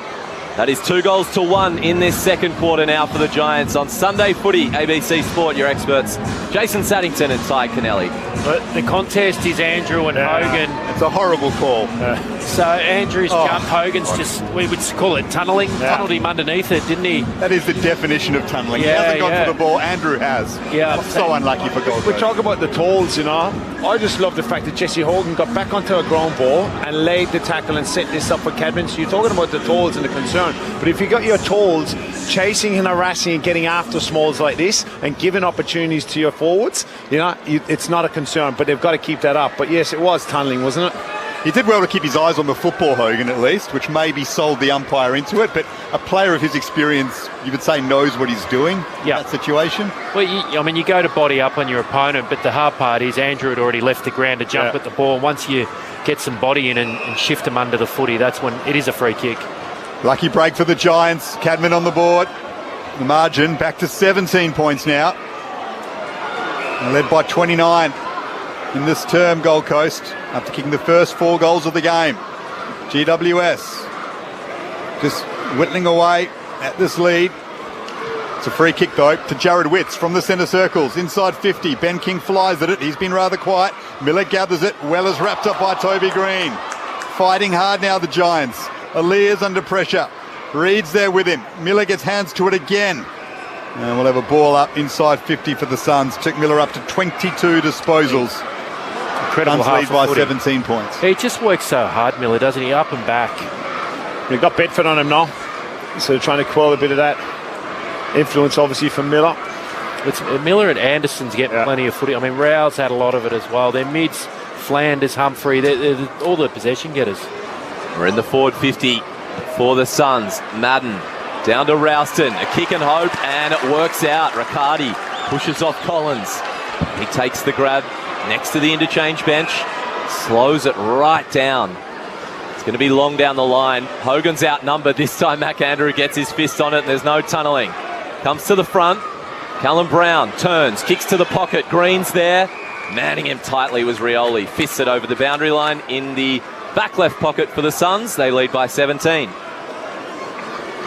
Important stoppage coming up. 26 minutes gone in the second term. Giants had the better of the second quarter. Suns still with a 17-point lead. Hogan grabbed it, flying over the top of the pack. And then Thomas wraps up Matt Rao. Another ball up, just inside the left forward pocket for GWS. Madden palms it down. Ralston's there, a youngster adding some grunt on the ball for the Giants. Couldn't quite execute the kick. Falls the way of Thomas, though. Dribbles one towards goal, through Frey behind. 16 points the Suns lead by. Looking good, Harry Ralston. Someone you'd know, Jay Saddington and Ty Cannelli. He's maybe not the most polished footballer, but adding a lot of hard edge to the way in which the Giants go about it. Yeah, which is one thing they struggled with in the midfield for a number of weeks. Came in last week, was terrific against the Lions up at the Gabba. So definitely adding a toughness into that midfield that they need. Work both ways. We'll have a stoppage just outside 50. Suns couldn't get beyond 60 metres. Witts the tap. Inside 50 again for the Giants. Hogan's there. Good defensive play. Noble running past, picked it up. Harvey Thomas tackled him over. So a behind. 56 plays 41. 15 is the lead. It's the lowest it's been since about the 20-minute mark of the first term. We're 27 minutes into the second at the moment here at the showground. Suns lead. Noble's kick was just in front of Powell. Had to pick it up on the half volley, and then his handball is wide. The game is flipped, isn't it? Hard last 10 minutes now with the way the Gold Coast are trying to move the ball, and the Giants have the press on. Damien Hardy looking frustrated. I mean, it's set up now for what we thought this might be, the game of the round. Didn't seem that way after Gold Coast flew out of the gates with the first 4 of the match, but an epic second half awaits. That's a strong tackle by Toby Green. Not quite holding the ball against Closey down there. So we'll have a ball up inside 50 for the Giants. Madden works it down to Green. Didn't quite execute it. Miller on the scene again. Got it to Weller. Just needs to clear the area. Bouncing ball will sit up nicely for Iden and then bounces over his head. Reed gathered it beautifully over the top to Humphrey. Now the Suns have some space. Kicks it out in front of Ainsworth. O'Halloran's there with him, working hard. Himmelberg tries to slap it away from Ainsworth. Then with the second effort wraps him up. Fantastic defensive play, Harry Himmelberg. When that was sitting up nicely for the Suns, we'll have a ball up left half forward for Gold Coast. He wanted the pressure, he wanted the ball, and he wanted to make an impact in the game, didn't he, Harry Himmelberg, that instance? Thrown up just inside 50 for the Suns, down to Flanders. He had 43 disposals last year against the Suns. Kick towards Reed, but 1-on-1 v Leclerc didn't quite favour him. Out of bounds, down to Phil Pryor on the boundary. In the lead up to that Cadman goal a couple of minutes ago, Mac Andrews stayed down and looked a little bit worse for wear. It sprung Nick Holman, the Suns sub, into action at the back of the bench, but maybe he's just getting a little bit restless. Andrew appears okay. Inside the attacking 50 for the Suns. Josh Kelly doing some defensive work. Handballs to Himmelberg and to Ralston, who's getting plenty of it. Forward handball again to O'Halloran. Change the name of the sport, says Ty Kennelly. They continue to handball. Stringer. Bedford's handball misses the target. Powell cleans up to Rioli. They're using their hands as well. To Reed. Then to Anderson. Swung around in the tackle. The crowd wanted a free kick. They don't get it.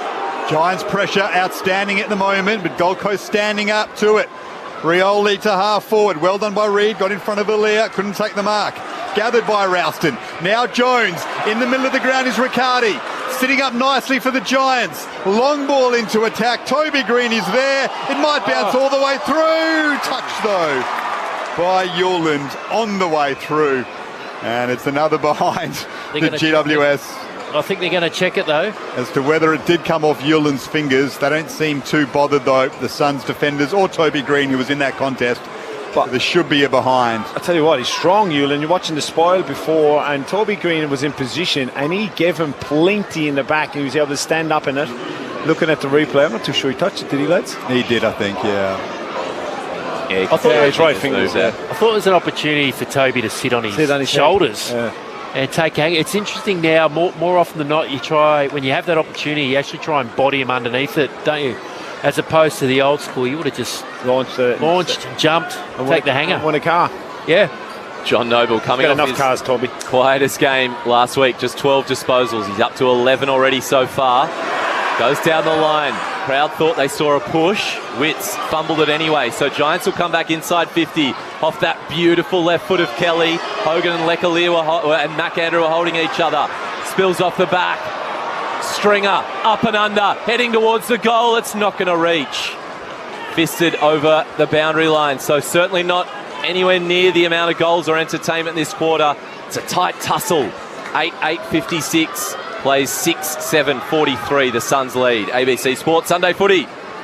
A string of behinds, including that one to Stringer, albeit touched in the end as it went through to GWS in the last 5 minutes or so, pegging this margin back to 13 points. Half-time siren not too far away. Well up to Flanders, trapped nicely by Iden. There is the main break. Excellent second quarter of footy. The Giants slowly but surely getting back into this game after Gold Coast's hot start. They kicked the first 4 of the match, but it's only a 13-point lead now to Gold Coast at halftime. They are 8-8-56, GWS 6-7-43. Both teams trying to stabilise their place in the 8. It is set up for a second half epic Sunday afternoon footy on ABC Sport. The goal kickers so far for the Suns, couple to Ainsworth and then singles to Humphrey, Rioli, King, Miller, Anderson and Long.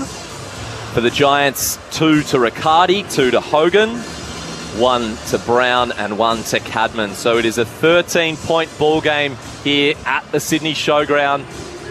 You just joined us. The Suns had a scorching start. They were up 25-0, but the Giants have brought it back.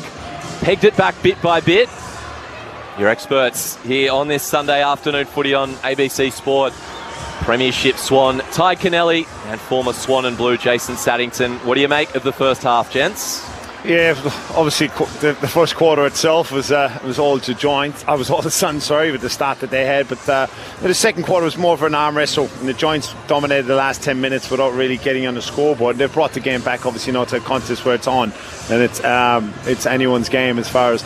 I think the coaching staff of the Giants must get a lot of credit for their ability to actually stem what was happening around the stoppage situation and the way they actually influenced the style of Gold Coast play, and then the players also put the pressure on and actually put some heat on Gold Coast to shift the game back in their way. Now, we talked a bit about it during the game. The Lockie Whitfield and Stringer coming in is going to impact the Giants in the second half, you think, from the size perspective. But really enjoyable game. You know, it's we've talked about the handball-centric game that it is, but that's the way the teams play. And they're both been influenced by a Richmond style of football because they spend a lot of time there coaching and obviously, and you know, they play the same way. And it's I like it. I like the way it's been live. It's a live ball a lot of the time. You know, there's contests, there's turnovers, and there's Rioli snapping the ball in the middle of the ground to a 30-yard kick. You know, there's blocks trying things and being creative. It's actually an exciting game. And I think the one thing the Giants are able to do a little bit in that quarter is probably stem the midfield component. I mean, you look, we're going to half-time, the clearances are bang-on, 20-all, which is an area the Giants had struggled with and probably were behind it at quarter time. They've upped the pressure a little bit, the Giants.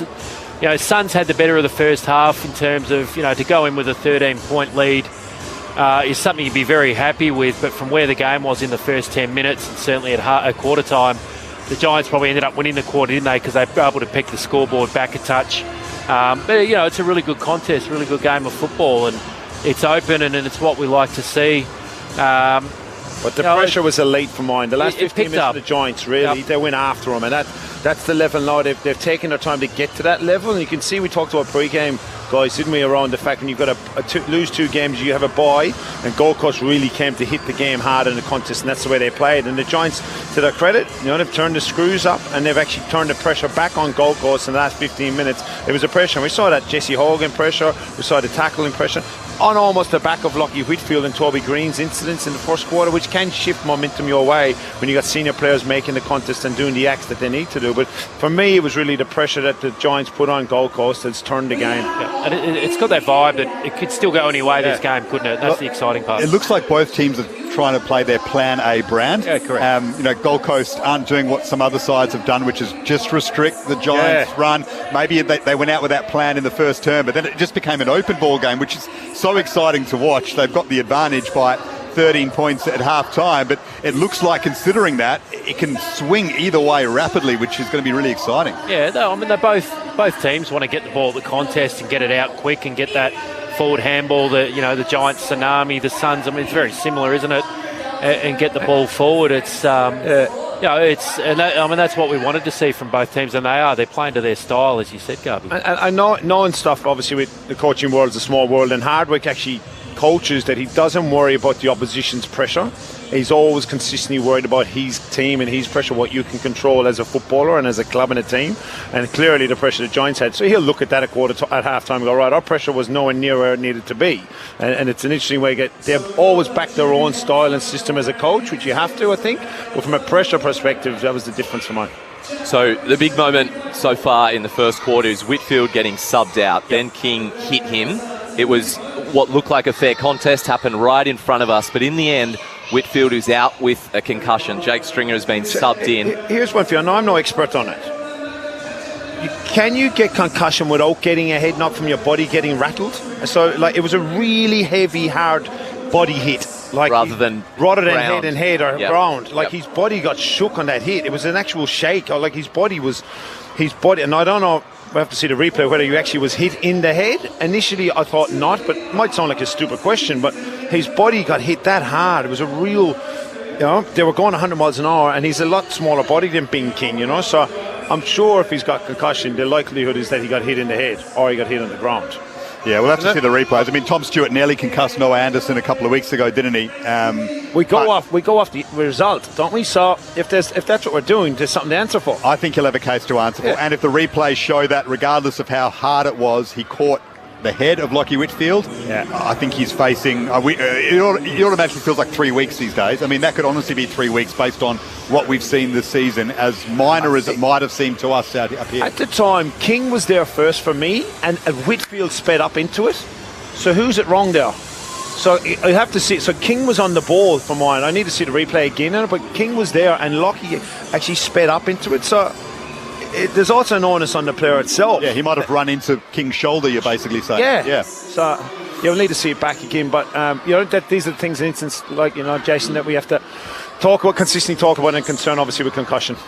It looks like Max King was over the ball first, but you're right. It's a split second stuff, isn't it? Who gets there a moment before? But it looked like good technique from from Ben King. We'll see what happens. Jason Saddington, before we go to the news, you pointed out 3 or 4 of those crucial matchups. Was there one that took your eye that potentially everything was even, or was there somewhere where Suns got on top? I think the Suns mids have probably been a bit more on top. I think whilst they haven't played on each other, and I said it before the bounce, Rao v Green, I think Rao's had more impact than Tom Green, even though Tom's had 18 possession himself and plenty of the footy. I feel like Rao's just been a bit more part of the attacking play for the Suns. If you said Anderson v Callaghan, again, whilst not matched up on each other, I feel like Anderson's just been able to find a bit more footy. We're talking 55-45 type win.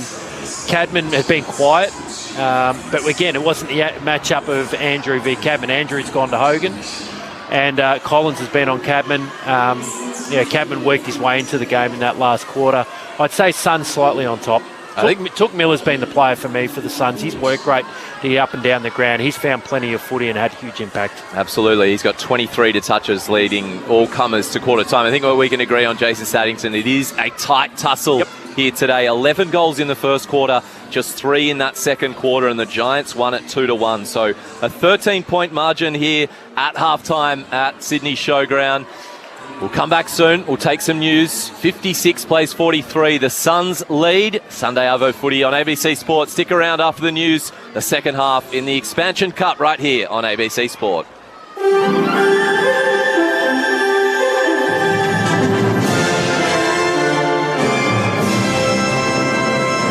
ABC News with Satyam Weinstein. US President Donald Trump says American airstrikes on Iran have been a spectacular success.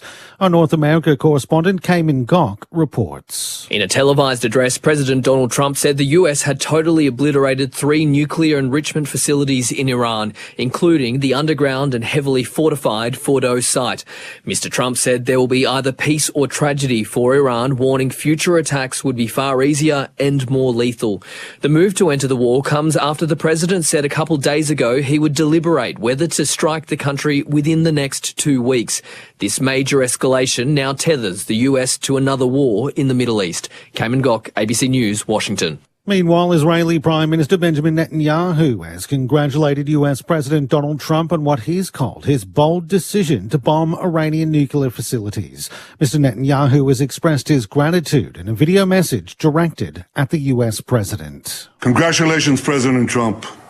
Your bold decision to target Iran's nuclear facilities with the awesome and righteous might of the United States will change history. The United Nations Secretary General says he's gravely alarmed by the use of force by the US against Iran. Antonio Guterres says it's a dangerous escalation in a region already on edge. The Mexican Foreign Ministry has meanwhile called for a diplomatic dialogue, and Cuba's President Miguel Diaz-Canel says he strongly condemns the move. Earlier, the US president shared a post to social media from an open-source intelligence account claiming that Fordow is gone. US military analyst Mike Lyons from the Modern War Institute says that would be a huge blow to Iran's nuclear program. Yeah, it means their enrichment program is over, that they won't have any capability to create a weaponized nuclear bomb. Genie's out of the bottle also. I mean, it's not that they couldn't do it in 100 years from now, but their capability to do it in the short term, at least, 20 years at this point now, is completely over. And Saudi Arabia's nuclear regulator says no radioactive traces have been detected in Saudi Arabia or other Arab Gulf states following the US strikes, while Iran's nuclear authority says there's no danger to residents living around the targeted sites. In other news, WA Premier Roger Cook is travelling to the United Kingdom to advocate for Western Australia's defence manufacturing industry in the hope of bringing submarine construction opportunities to the state. The UK recently announced plans to build 12 additional nuclear-powered submarines, and the WA government wants to secure a role in the supply chain. WA Deputy Premier Rita Saffioti says the trip will help strengthen Australia's role in the AUKUS submarine deal between Australia, the US and the UK. WA has been leading the charge in making sure that we not only consolidate our involvement in AUKUS but also get maximum advantage. I think we're well placed to continue to secure that work. The Queensland government is yet to spell out the nature of contamination issues affecting the state's forensics lab. Joshua McIntosh with the details. Attorney General Deb Frecklington on Friday announced she'd moved to immediately suspend the Director of Forensic Science Queensland after being notified of contamination issues. But Premier David Christoffel yesterday couldn't say what those issues are, what they relate to, or the time frame. That information came to the attorney, she acted, and as she found out, Queensland has found out. The lab's head, Lindsay Wilson-Wild, has been given a show cause notice by Ms Frecklington. The Attorney General says FSQ will pause routine testing in light of the issues. The opposition has called on the government to communicate with victims of crime if they've been impacted. The Bureau of Meteorology says a series of cold fronts will bring cold and stormy weather across Victoria from tomorrow. Modelling predicts the cold fronts will become more powerful than typical early winter storms and have the potential to generate damaging winds, heavy showers and isolated thunderstorms. Duty forecaster Belinda House says the state's alpine region will also receive fresh snow dumps following a good start to the season. We're likely to see some fresh snowfalls during Tuesday and Wednesday. Away from those elevated parts, we might also get some hail through those western and central parts that won't see the snow, maybe some small hail, but up through those northeastern ranges, expect some fresh snowfall on Tuesday and Wednesday. And Tasmanian Premier Jeremy Rockcliffe says the new Spirit of Tasmania ship will leave Scotland and head to Tasmania in 10 days' time. The ferry's been undertaking further sea trials after its liquid natural gas system had to be modified. ABC News. As each day begins, get the facts you need to stay informed. Every day, across your day. Stay with Australia's trusted news source. All the latest, all verified. Stay in the know with ABC News. On ABC TV and ABC iView. This is the 2025 AFL Premiership season on ABC Sport. Long ball into a dangerous area inside 50. Punched away from a couple of would-be flyers for Gold Coast. Still in a dangerous spot though, and it's Humphrey who it falls fortuitously to. And he slams it through from 5 metres out. They made a mess of that, GWS down back. Confirmation now, Lockie Whitfield subbed out. Jake Stringer is in. The reason, concussion. Gathered though by Flanders, back to Anderson, inboard to Weller, throws it on the boot. It'll sit up nicely for Long, tapped it to his advantage, can straighten up from 48, Ben Long, it'll swing back beautifully. Ben Long with his second. Kelly picks it up, left foot. Oh, McAndrew flew straight over the top of Hogan, he missed it clean, he's down. Ball goes over the back of the contest. Yulin dispossessed. Catman from 20 out. That is a fortuitous goal. This is ABC Sports coverage of the AFL. On your radio. ABC Sport Digital. And on the ABC Listen app. Welcome back to the Sydney Showground here. Round 15 AFL action on ABC Sport. The GWS Giants hosting the Gold Coast Suns in the lovably titled Expansion Cup. The Giants have had the wood over the Suns for now a decade. Suns registering just one win over what was maybe once their little brother. 13 out of the last 14 occasions. The Suns came out hard though off their bye. They kicked the first 4 goals in the first quarter. It was an 11-goal first quarter. The Giants pegging it back eventually and they won that second term. So at halftime, 8-8-56. The Suns leading the Giants 6-7-43, a 13-point lead. Bit of news here, if you're just joining us, Lockie Whitfield subbed out. Copped a big hit, which looked fair from Ben King. And about 10 minutes later, went down the rooms for his concussion assessment and did not come back out. So Jake Stringer, the sub for the Giants, back in for his first game since round 9. He has been subbed into the game. The Suns sub Nick Holman, still unmoved. There is a 3:20 game on in about 40 minutes. You can hear it, of course, on the ABC Listen app. It is the Western Bulldogs versus the Richmond Tigers, and a late change for the Bulldogs. Riley Sanders out with illness, replaced by James Harms. For the Bulldogs, their sub will be Buku Khamis, and the debutant for the Tigers, Jasper Algar, will be their sub. My name is Declan Byrne, joined by Daniel Garb. We've got Phil Pryor on the boundary, and up here in the box, our experts are Ty Kennelly and Jason Saddington as the teams run back out. Daniel Garb. I've got a question for Sado and Ty. So some of the numbers to half-time. Tuke Miller's been superb, 23 disposals. Noah Anderson, 19. Flanders and Rao both 17. For the Giants, Tom Green with 19. Ash, 18. Finn Callahan's been busy with 60, and a good game from Harry Ralston, the youngster, 15 touches for him. If you look at those numbers from Miller, Anderson, Rao, it spells danger for any opposition. Can Adam Kingsley keep the style of game going the way it is right now with those numbers and still expect his side to win? Or do they have to shut them down significantly in the second half if they are able to haul in this 13-point margin that Gold Coast currently hold? I think sometimes it's where they're getting the ball and what they're doing with it. And I think so far, Miller, Anderson, Flanders were out. They've probably just had a bit more of the offensive game.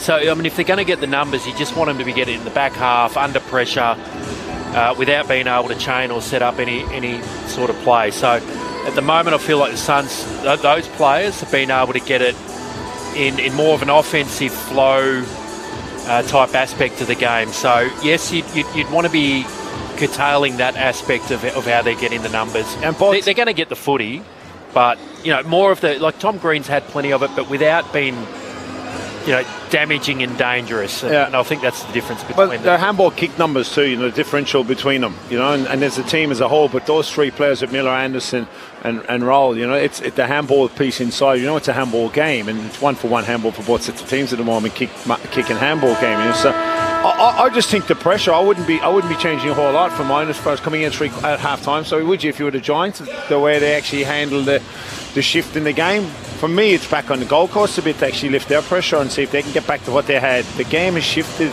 from a momentum piece, and we saw that in the last 10 minutes of the second quarter. So I want to see the big fellas get into the game a bit. From both sides, King and Cadman, they are launching at the ball, the two of them. It's interesting to see what Stringer can do forward of the ball. We talked about the first quarter, both sets of forward looked very, very dangerous.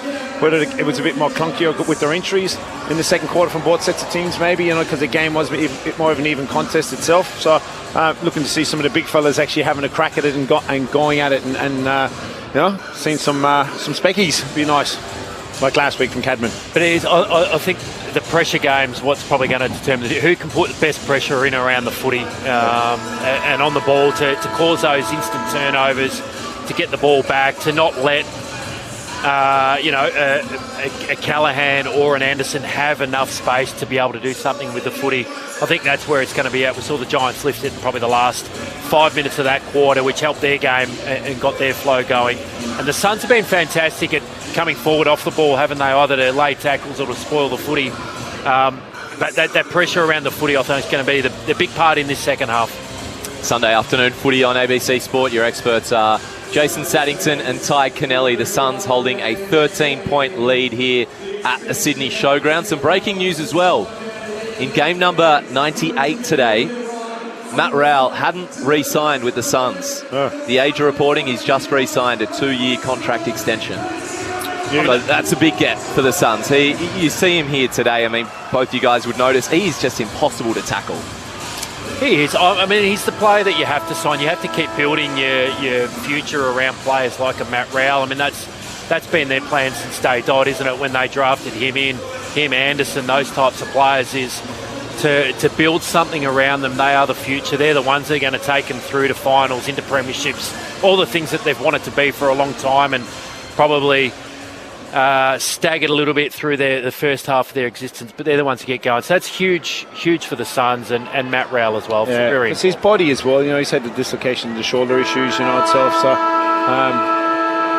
just looking at a couple of players here, looking really. Toby hasn't had a big influence in the game, and Green, and he's only had 7 disposals. I think 6, was it?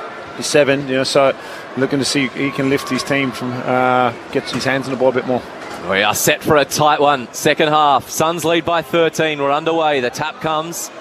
Jones off his forward centre square. Grabs it to Bedford. Hands off to Ash, who kicks long up the line. No mark. Umpire pays... Well, he might have paid the juggling mark in the end to Collins. Toby Green sits on him to slow the play down. Sam Collins kicks towards Closey, who leaps over the top of O'Halloran. Doesn't bring it in. Falls over the back. Madden in his third game of footy. Clever handball, forward, over the top. O'Halloran misses the target though. Miller sharks it. Touch number 24 to John Noble. Really smart grubber. To Bailey Humphrey inside 50, and Ben Long had 2 or 3 metres He was all on his own. It was a simple kick, but it still had to be executed. And Ben Long will kick for goal from 45 metres on the 45-degree angle. And apologies, because I haven't watched close enough with Ben Long and how he gets off his opponent, but numerous times in the first half and even in the first 1 minute here, he's just been able to find so much space off his opponent in the front half. He ducks out the back of him, doesn't he, in the contest, with a half backs coming to the contest. He's in the All-Australian conversation this year, Ben Long, probably for the first time in his year, but that kick started right and didn't come back enough. First score of the third term here, Sunday Footy on ABC Sport is a behind. Stretches that Suns lead to 14. 57 plays 43.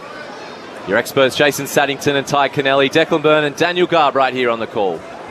Ben Long's let the Giants off on a few occasions so far this afternoon as Ash brings the ball back in, up to the wing. Well done by Collins. Strong in that pack. Had the better of Cadman so far in this game. Cadman needs to get moving. Just the one goal. And just 3 possessions. Here's Anderson, the Suns skipper. Possession number 20 coming up from the centre circles. Decides to go wide to Mac Andrew with every single Giant behind the ball. Andrew happy to switch it to Will Powell. Pokes it over the top, but Iden read that beautifully. Got out in front of Budrick. Suns leading by 14 points. As Iden decides to switch it, both teams just set up strongly in a defensive sense at the start of this third term. Ash, speaking of players in All-Australian conversations, he's right in that fixture for a half-back Blazer. Did well to find Bedford. He now looks to kick it into a dangerous area. Well done, Toby Green. He's in the corridor. Plays on quickly for Hogan. Out in a strong lead. Marking on the chest. It was an excellent kick, wasn't it, to find Toby Green in a dangerous position. They need more of that, the Giants. It was a terrific kick from Bedford, but it was probably the Lockie Ash play. He took it on from half-back, or from deep, 50. But even once he got the ball to Bedford, he ran on, which caused the Gold Coast player on the mark to go, well, do I go with Ash, who's on the run, or do I hold up Bedford? Bedford was able to cut inside and hit up that nice kick in the middle. Hogan from 50. Slide angle to the right for his third of the afternoon. Didn't quite time that as he would have liked. He's missed everything. That's a bit of getting Toby Green into the game, get his hands on the ball. Sorry, Garby. He kicked it out in the full. But the first time we saw the Giants hold Gold Coast up and try to move the ball around, they got it back and they got them playing the way they don't want to play. As in, the Giants got Gold Coast playing the way they don't want to play. John Noble in the back left pocket. Kicks it as long as he can up towards Andrews. Comes to the front. Rowell picks it up, and Madden and Rowell weren't letting go of each other. So a ball up on the wing. Witts and Madden hold each other. Witts looked to the umpire and said, "Can I have this one?" Umpire said, "No, we're giving it to Madden." The ruck free kick lottery doesn't go the way of the Suns. So the Giants have the footy. Green, 1-1. Toby. Penetrative kick. Madden, long. Spoil comes from Collins, who is having a great day in the back six for the Suns. Spoils it all the way out of bounds. The lead remains 14 for the Suns. We've played 4 minutes of the third quarter here on ABC Sport. Yeah, he's learning a bit about the best defenders in the competition, Aaron Cadman, this afternoon, isn't he? Not that he hasn't faced them already. No. But Collins is in supreme form. Just the experience to be confident, know where the ball's going to go. Boundary throw in attack for GWS. I'm loving what Madden's doing also on the ruck here. You know, he's actually given Witts plenty. You know, he's a young ruckman. He's a bull too. He's a big man himself, and Witts doesn't like to jump it. And Madden can jump it, but I don't know the hit odds. It's 24-21. There you go. So it's he's given it plenty, Madden, to Witts. Repeat stoppage in attack, and we'll have another one as Stringer wraps up Anderson. Yeah, he's giving Adam Kingsley something to think about. Kieran Briggs' spot is far from secure in this side. Adam Kingsley has said that himself. You'd imagine he'd still come back in next week, but Nick Madden has done nothing wrong in 3 games of AFL football. Toby Green wins the stoppage, gets it to Bedford. Shot and goal from the boundaries across the face.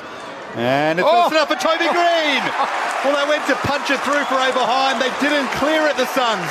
And Green was in the perfect position, ready to shark it. And he was able to kick his first of the afternoon from a metre out.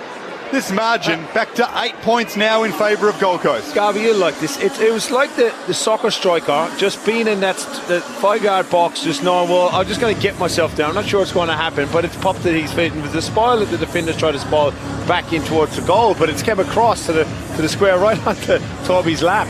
Well, and it was like the defender had kicked it towards the goalie, and the goalie wasn't there. Down to the boundary, Phil Pryor. Yeah, well, Green would have been ruled offside anyway on a closer VAR inspection. It's 19 degrees now, guys, here at at the showground, I should say, and it did start at 17 degrees. It's lovely in the sun. It's still a bit chilly in the shade, and about half the ground now is covered by the stand behind the sun, but lovely conditions out there for the players. The margin as low as it's been for at least a quarter. 8 points, the Suns lead. Giants get the first goal. Flanders off the front of the square, picks it up. Comes to Rowell, back to Flanders. He has an option wide. It's Ainsworth who marks 55 metres out. Right forward flank, slows it down, gives this Giants time to set up and flood back. They have the numbers, the Giants, so it'll take a big mark. Hot spot kick, Witts is there! And Madden was nowhere to be seen.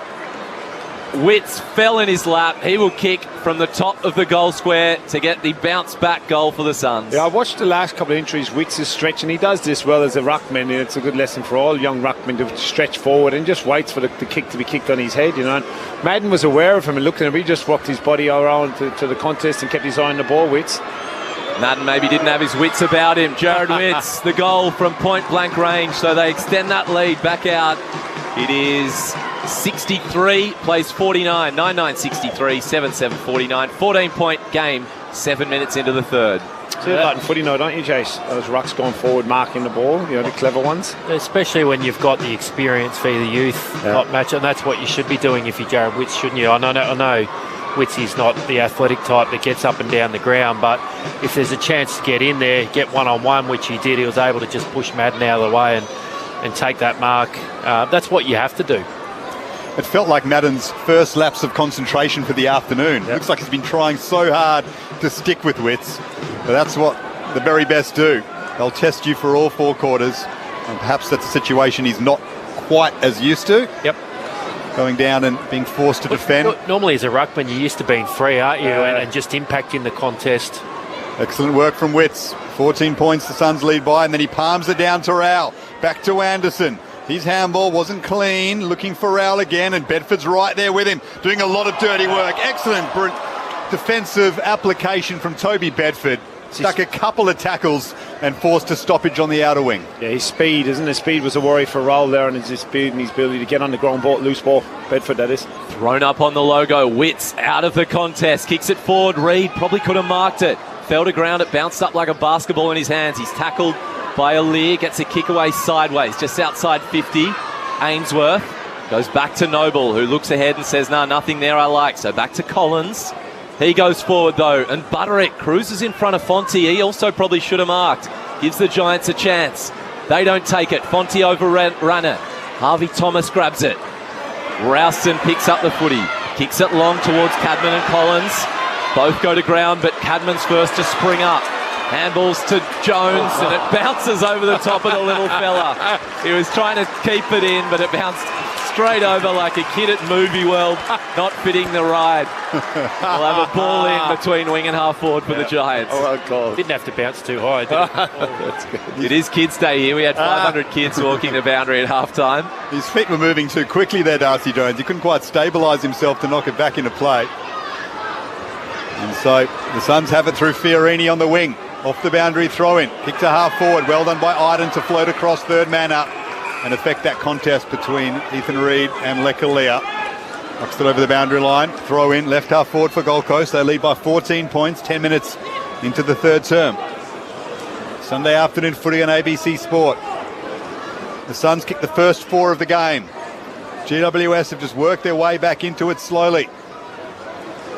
It's still a handy 14-point margin away from home for Gold Coast as Witts tries to knock it down to Fiorini, but it goes over the boundary line again.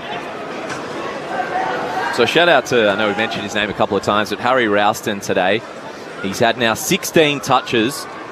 He didn't get a game in the ones last year. Had to battle away at the VFL. He had 9 VFL games this year, but he's making the most of his chance here. It's in the contest, out of midair. Ralston belts it into Witts, who is feeling that one. Ball sprung off Witts inside 50. And Witts is trying not to show it, but Ralston gave that everything. If we're on the soccer tip, that was a volley from 5 metres out. It cannoned straight into the keeper. Ball inside 50 for the Suns. ABC Sports, Sunday afternoon footy. Here's Daniel Garb. Witts with front position, but only palmed it down as far as Bedford, who's starting to have an impact. That's a throw, though. He thought he was taken high. But as he went to gather that football, he just launched it forward. Handball style, without actually affecting the proper Australian rules football handball. Here's Fiorini taking the free kick. 55 out. Long ball into attack. Himmelberg there. Knocks it wide. O'Halloran gathers it. Gets it to Harvey Thomas, who's working hard. Needs to get rid of it. Poleaxed in his own defensive 50, but the tackle didn't stick from Ben King. Wow. That was a heavy hit on Thomas, who just didn't get moving, really. It was closely, in fact. She's wearing blinkers. Somehow it wasn't high. Somehow it wasn't holding the ball. Once again, the umpires let it go. We got a boundary throw in left half forward for Gold Coast. Harvey's wearing blinkers for sure. I'm not too sure. I didn't see him, but it was a fair hit, wasn't it? Got up and bounced up and... Ball thrown in. Witts v Madden. Neutral tap, but Callaghan gets it. His kick, though, to a dangerous spot, and Weller marks. Edge of the centre square. Turns, kicks towards Ben King, who marks. Hands outstretched. Buckley given no chance.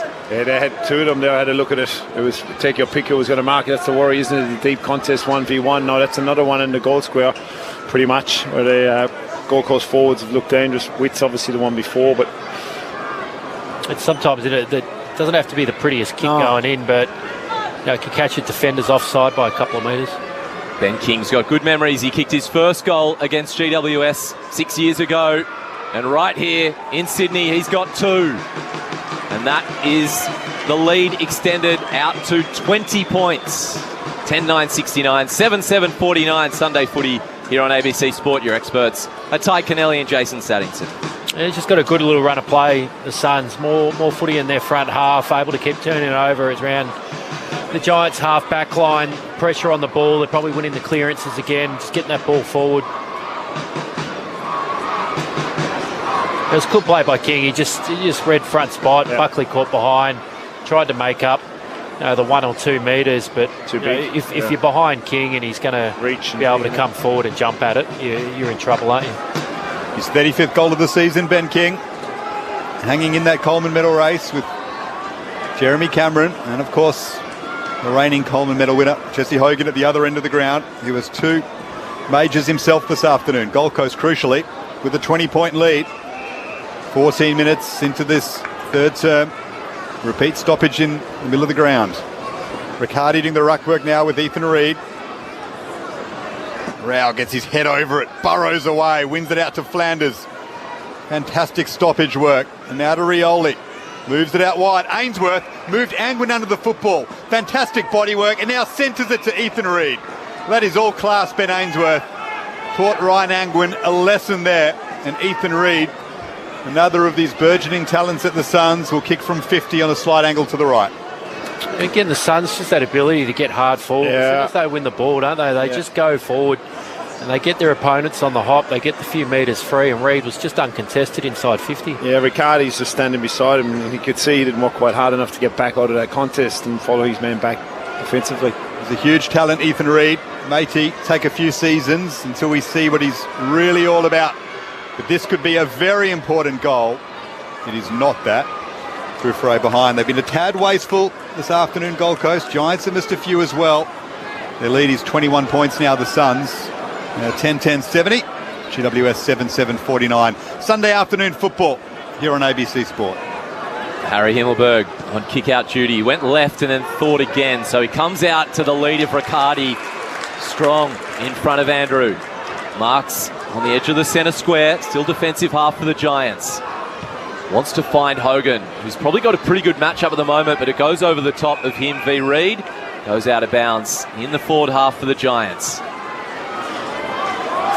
Critical time for the Suns to just maintain really strong defensive effort, structure, pressure. Keep the pressure on the Giants here, and if they can manufacture another goal off the back of that, they don't need to do anything special. But if we go out to 26, 27 points, it's a bit of a game opener. Reid v Riccardi. Reid tapped it to himself. He then lost it, and the umpire's blown his whistle and paid a free kick to Reid, who was tackled after he got rid of it against Riccardi. So Ethan Reid with the footy in his hand. Pick 9 from a couple of years ago, one of their academy picks. I'm sure St Kilda will be watching on and cheering every one of them. Down the line towards Ben King. Spills the mark, and the Giants are away through the middle of the showground. It's with Jones. Now Thomas kicks it long inside 50. Hogan almost marked.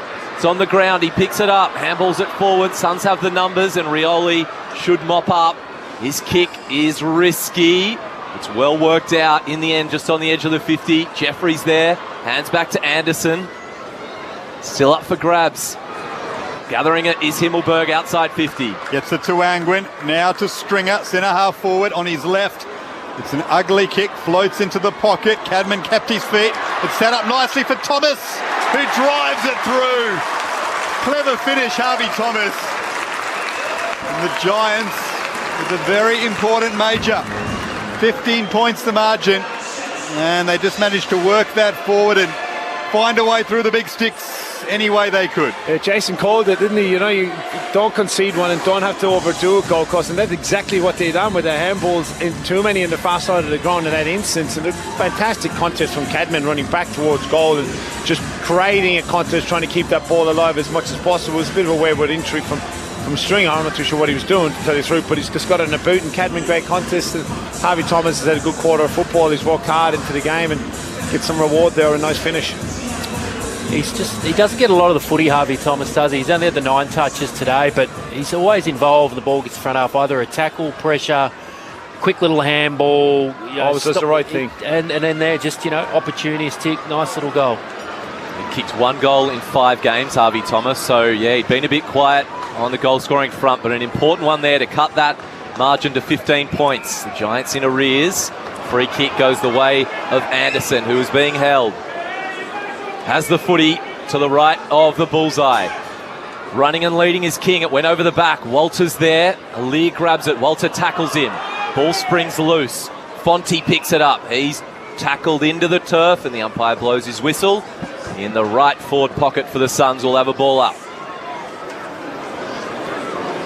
So Riccardi forced to ruck against Witts in a dangerous situation. Got a hand in the back. Play on.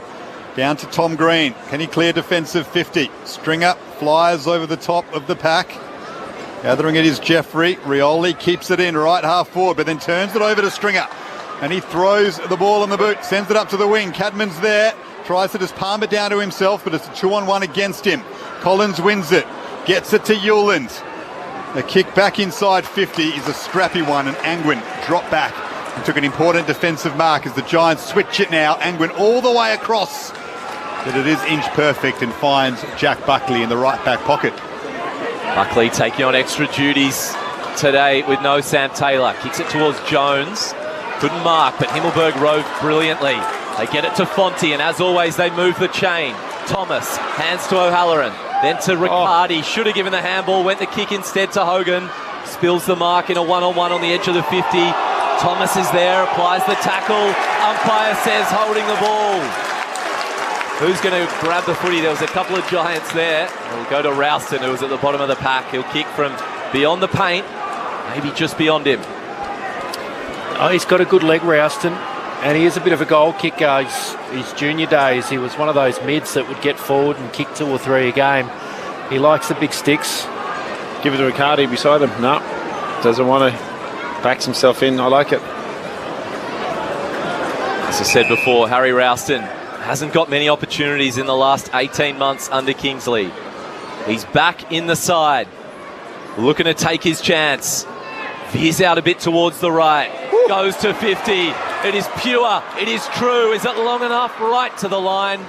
Hammered over, and the umpires will come to converge. They'll be happy with the call of a behind. Needed another 6 or 8 inches, Harry Ralston. So behind for the Giants, cuts the lead to 14. 20 minutes gone in the third term here. Sunday footy on ABC Sport. Johnny Noble brings it back in, up to the wing. Big pack forming. Off hands. Reid gathers the football. Finds Fiorini. Out wide to Closey. His fellow number 33 and O'Halloran mows him down and then lets him know all about it. Probably boundary line safe, Closey there. You get tackled over the boundary. It's a to throw in instead of potential holding the ball. He's had a chance there, isn't he? You know, it's a good question. Giants fans love that from Xavier O'Halloran. 14 points the Suns lead by. Getting into the late stages of the third quarter. Rowell emerges from the pack. The 1-2 with Witts on the wing. Inboard to Miller. Lots of Giants around him. One handball too many perhaps. They throw it on the boot. Bouncing ball inside 50. Reed's there. Aaliyah right there with him. Here's Ainsworth. Good tackle by Angwin. Got the hands free though. Rowell and Callahan strap away for it. Ball up inside 50. Just as the Suns look to bound away on a few occasions, the pressure came from GWS. Looks great, doesn't it? Both teams, they get their handball chain and the run going. Very similar styles. I love what we see. Madden down to Ash, but he's wrapped up. Umpires quick on the whistle these days. We'll have another ball up. 45 metres out from the Suns' goal. They lead by 14. Madden the tap again. Tom Green extracts. Clearance. Good nudge from Cadman. It sent Collins flying, so the ball keeps tracking towards the Giants' goal, but Noble had the pace. Hands it inboard. Collins to Closey, kicking in the Reed direction. Good body from Madden. It meant that the ball came down in the Giants' hands, and it fell to Finn Callahan, to Green, and they shoot it wide, the Giants, to the far wing to Angwin. They've got some space as Angwin moves it out wide to Kelly. He'll mark and choose to play on, as you'd expect. Winds up on that left boot. Kicks to left half forward. Stringer's there, 2-on-1 against him. Yulden, who's having a fabulous game, read that well, kept his feet, and they're able to chip it around in half back now, the Suns, and Powell has it. They messed it up, the Giants. Himmelberg was running to space, and Cal Brown brought his opponent up into that space where Himmelberg was running into, and it forced a 2v1 against Hogan. Cal goes short to Fiorini, and we have one of those frustrating free kicks for encroachment on the area. I think it's against Darcy Jones, so Fiorini will be moved forward. Nobody understands exactly what happens in these situations, and it never feels as if the punishment fits the crime. But Fiorini, as a result, will have a shot from just outside 50, pretty much directly in front. It's just one rule. They've got to look at it. It is a frustrating, and I know why it came in. It came in a couple of years ago because the man, the mark, was doing too much, to slow the game down. I get it, and people coming on, but yeah, you're right. I mean, if they're going to do it, maybe make it a 20-metre penalty or something like that. It's a big price to pay as Fiorini strikes us from just inside 50. It's across the face, so the full punishment is not against the Giants. The Suns, though, lead by 15 points, 23 and a half minutes gone in the third term. Lockie Ash drawing level with Shane Mumford today in terms of games played for the Giants. Kick out duty. Looks towards Josh Kelly. He'll turn to his left. Good mark from Buckley, and he got rid of his opponent in the process, so played on. Handballed forward to Brown. Did a little U-turn, got rid of his opponent, found Toby Green, lowers the eyes all on his own. Tom Green. Green to Green, and shot on goal incoming from 45 metres. Nice ball movement this time by foot by the Giants, and Toby Green's the one at that high half forward. It's getting his hands on the ball a bit when they're lowering their eyes coming forward. The Giants, he's been hit a couple of times, and he uses it really well, generally more often than not. Toby going inside 50, lowers his eyes and hits Tom. So nice, and let's see what he can do in front of goal, kicking from 50 probably. It's just the speed of Cal Brown there too, wasn't it? I thought he was about to get tackled. The loopy handball set up for him, but he just had enough speed to have wheels to get around and find the space. Neither team on top in this second quarter. It's 2 goals apiece. For the upper hand, the Giants. Tom Green from the paint pulls it by a metre or so, just to the left of the left-hand goalpost. Another behind, 11-11-71, 8-9-57. Sunday footy on ABC Sport. Giants trailing by 14. Noble goes short to Yulden in the right back pocket, has a bounce and then turns it over inexplicably to Angwin, who then dropped the mark. A couple of errors from both sides. That allowed the Suns to regather through Ainsworth. Gets it to Walter, has a bounce, kicks deep into attack. King and Aaliyah. Aaliyah is front position and one out. King tried to use his body. Aaliyah stood tall. That's a big moment from the key defender, especially in the absence of Sam Taylor. It's great for your confidence, isn't it? You do that, and you've lost a couple, and been a bit shaky, but it's been okay. But it's a real strong mark deep in your D50. He goes wide to Iden, who sends it up to the wing. Cadman flies. Collins, his opponent, stood down and won it. Got it to Noble. The handball to Anderson, and now Rao back inside 50. The Suns go. Iden should mark this and does in the right back pocket. Suns leading by 14 points late stages of the third term. Handball to Lockie Ash, touch number 24. He has a bounce. Has a second bounce. Two Suns approach him. They were there all of a sudden. He panicked. Handballs it straight to the opposition. Comes to Bailey Humphrey inside 50. Off to Ainsworth to the goal square. Ben King on his own. Leckley arrives late. It'll be a goal. Free kick was awarded. They played on. It was Took Miller from 1 metre out. And Lockie Ash with a clanger to give the Suns a new 20-point lead. Adam Kingsley will be tearing his hair out at that one. 11-11-77 to 8-9-57. It's not good enough. Simple. You know, you've got defenders walking their backside off and winning 1v1s and these two key defenders, and you make a brain explosion like you just did there, Lockie. And then the fact that he actually didn't walk back to the contest as well for mine after making the mistake, it's not good enough. And it's okay to be given drive and bounce with the ball in your hand as a half-back, but when that's your one-wood and then you do that, that's a concern, you know. So he's got to be creative and use the ball, but you can't be giving up easy goals like that. It was well played from the Suns. Anders Miller was one. They sense that Lockie Ash came out when he had the second bounce. He took his eyes down, took away from what he was looking ahead of the ball for a long time, and that was their time to pounce and put the pressure on. So once he looked up, regained the ball and looked up again, he was under the pump and just had to fire off a very wayward, loose handball. Took Miller's second goal of the afternoon to go with 26 disposals. The Suns win it out of the centre again. Closely got the hands free. And the handball to Humphrey. In fact, Ainsworth, he kept his feet and then found Humphrey. Running shotgun next to him. They go inside 50 again. Iden failed to clear the area with the punch. Ben King picks it up. And O'Halloran will ensure it goes over for a rush behind. Himmelberg. Player down in Himmelberg. Slow to get to his feet in the middle of the ground.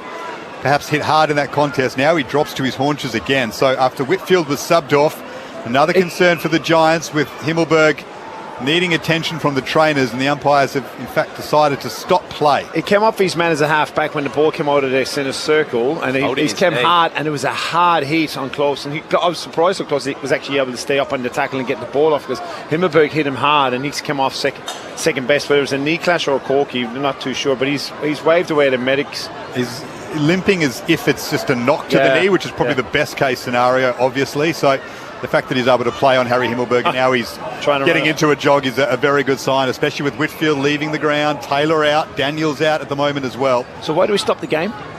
Well, I think they're being extra cautious with those injuries, and the play looked like it was going that way. But yeah, it's a knock to the knee in the end. So the Giants escaped D50. Hogan flew, couldn't mark. O'Halloran was at the front. Madden on hands and knees. He's doing good work as the ruckman there, but his handball was a little bit errant. Let's head down to the boundary. Phil Pryor. Yeah, moments ago, Aaron Cadman, who's obviously playing his milestone game 50 today, he's sporting a particularly frustrated look on his face. It just hasn't been his day. 13 marks against the Lions last week, just one this afternoon to go along with 4 touches. They sent Sam Collins to him, the Suns. He's done the job in a big way. It hasn't been many key forwards there, both sets, really. Giants have won it. Here's Angwin. Good pressure applied to O'Halloran, though, affected the kick, so the Suns win it back. The turnover's on here as Flanders sends it out wide. Himmelberg just came out and volleyed it, dodgy knee and all, and sends it over the boundary line. Suns leading by 21 points. Insufficient intent. Well, that one's a bit harsh. I mean, Harry Himmelberg might be a talent, but I'm not quite sure he can control the ball, a Sherrin in particular. 50-metre kick, sun in his eyes, and try and guide it towards the boundary line. That's probably the silly umpire. Yeah. Dan Rioli, the beneficiary, kicks it as long as he can to the 50. Ball spilt to the front. Ben Long was there. Kicks it towards the top of the goal square. It bounced over the top of King. That's deliberate. Xavier O'Halloran punched that through from, I reckon, top of the goal square, and the umpire agrees with you, Ty Kennelly. It'll be a free kick to the Suns from directly in front. We're overruling the game. You know, we're over-umpiring the game.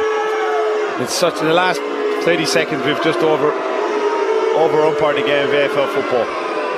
So Connor Butterick will line up. He's being pushed around on the tight angle. So they've set the mark between the behind and the goalpost.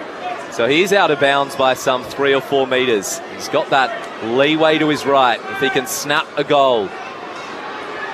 Butterick back in the team this week. Does not bend it enough. 11-13-79, plays 8-9-57. 22-point lead for the Suns. 30 and a half minutes into the third term. ABC Sports Sunday Footy, here's Daniel Garb. Lots of work for the Giants to do from here. Ash plays on. It looks like they really have managed to frustrate GWS in this term defensively. Gold Coast clogged up the corridor, forced some turnovers. Up to the wing the football goes, punched away from Hogan. Gathered by Rao. He's been outstanding. Kept his feet in the contest again. Noble into the pocket. 22 points the Gold Coast Suns lead by. Heading into the final change. 7th against 8th on the AFL ladder. And the Suns can move to as high as 5th. If they can keep a hold of this lead, it would be a huge one for Damien Hardwick's men if they can finish off for the 4 points. GWS with a lot of work to do. Can they replicate their miraculous comeback against Richmond from a few weeks ago? There was a 3-2 quarter there for the Suns. So the goal kickers for the team leading by 22 points. Took Miller has 2, Ben King 2, Ben Ainsworth 2, and then singles to Humphrey, Rioli, Anderson and Long. For the Giants, 2 to Riccardi, 2 to Hogan. Green got on the board in that quarter, as did Harvey Thomas. Cadman has 1. Brown has a single as well. So it is a tight game. The halftime lead for the Suns was 13. They've extended it by 9 points, 11-13, 79 to 8-9, 57. The Suns leading by 22. A thrilling last quarter awaits us here in the Expansion Cup. Sunday Footy on ABC Sport. On the ABC Listen app, hear the latest true crime podcasts. Binge the full investigation on Someone Knows Something, Unravel, and Mushroom Case Daily. True crime on the ABC Listen app. This is the 2025 AFL Premiership season on ABC Sport. Toby Green wins the stoppage, gets it to Bedford. Shot and goal from the boundaries across the face. And it's enough for Toby Green. Well, they went to punch it through for Oberheim. They didn't clear it, the Suns. And Green was in the perfect position, ready to shark it.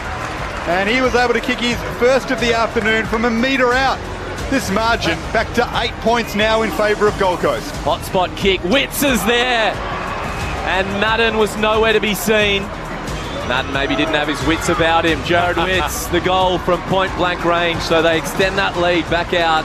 Weller marks. Edge of the centre square. Turns, kicks towards Ben King, who marks. Hands outstretched.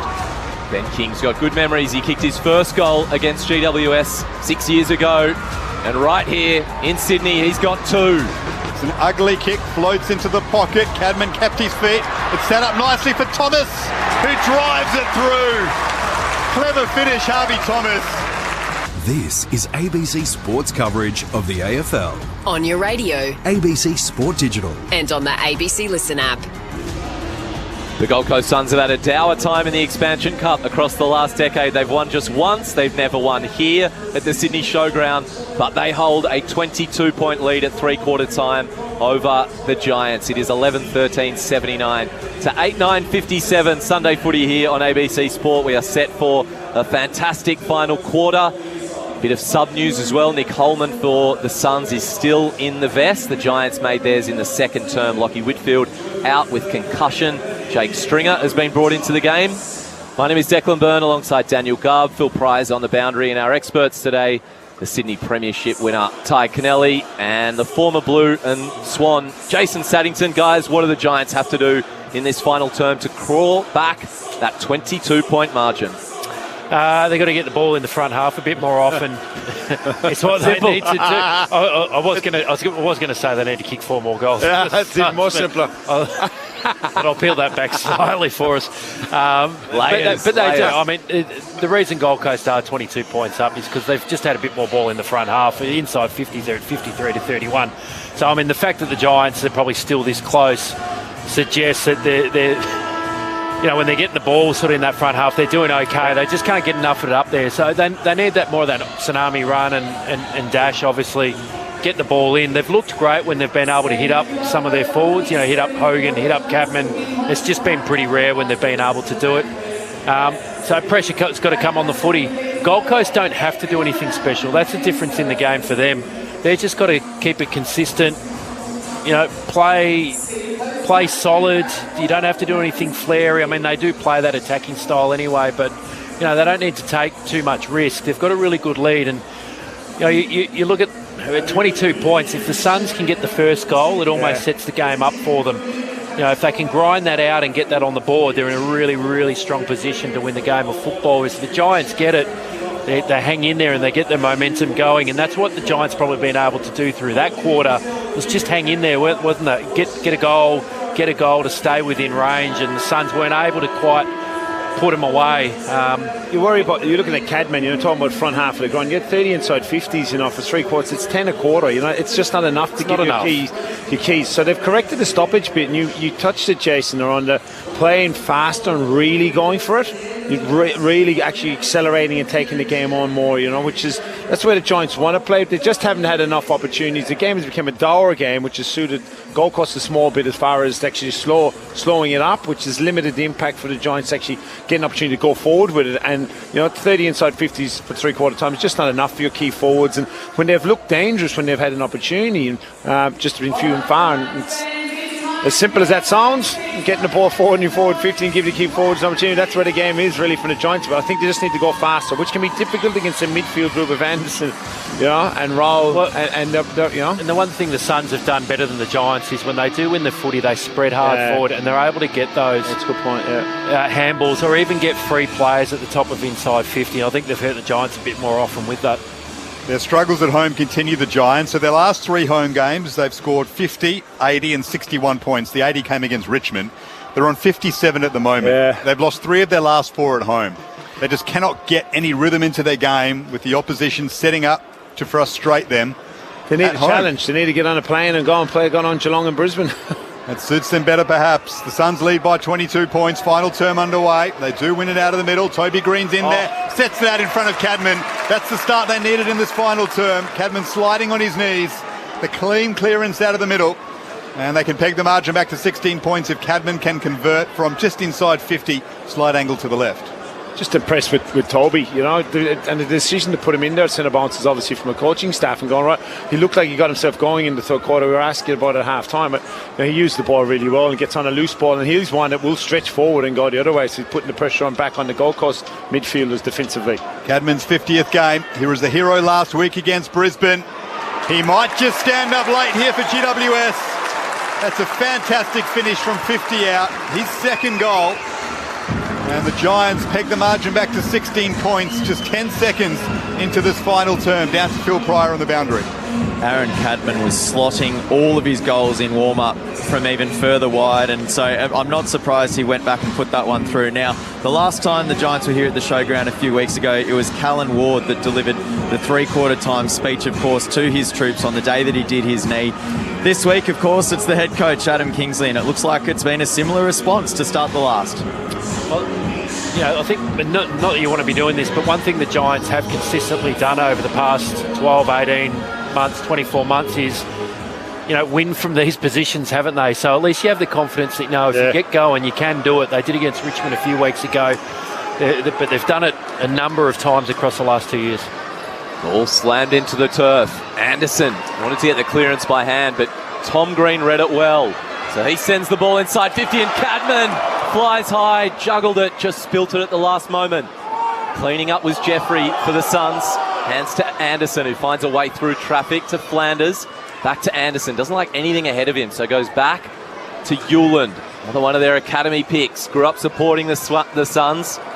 Loving being out there at the moment. His kick goes wide.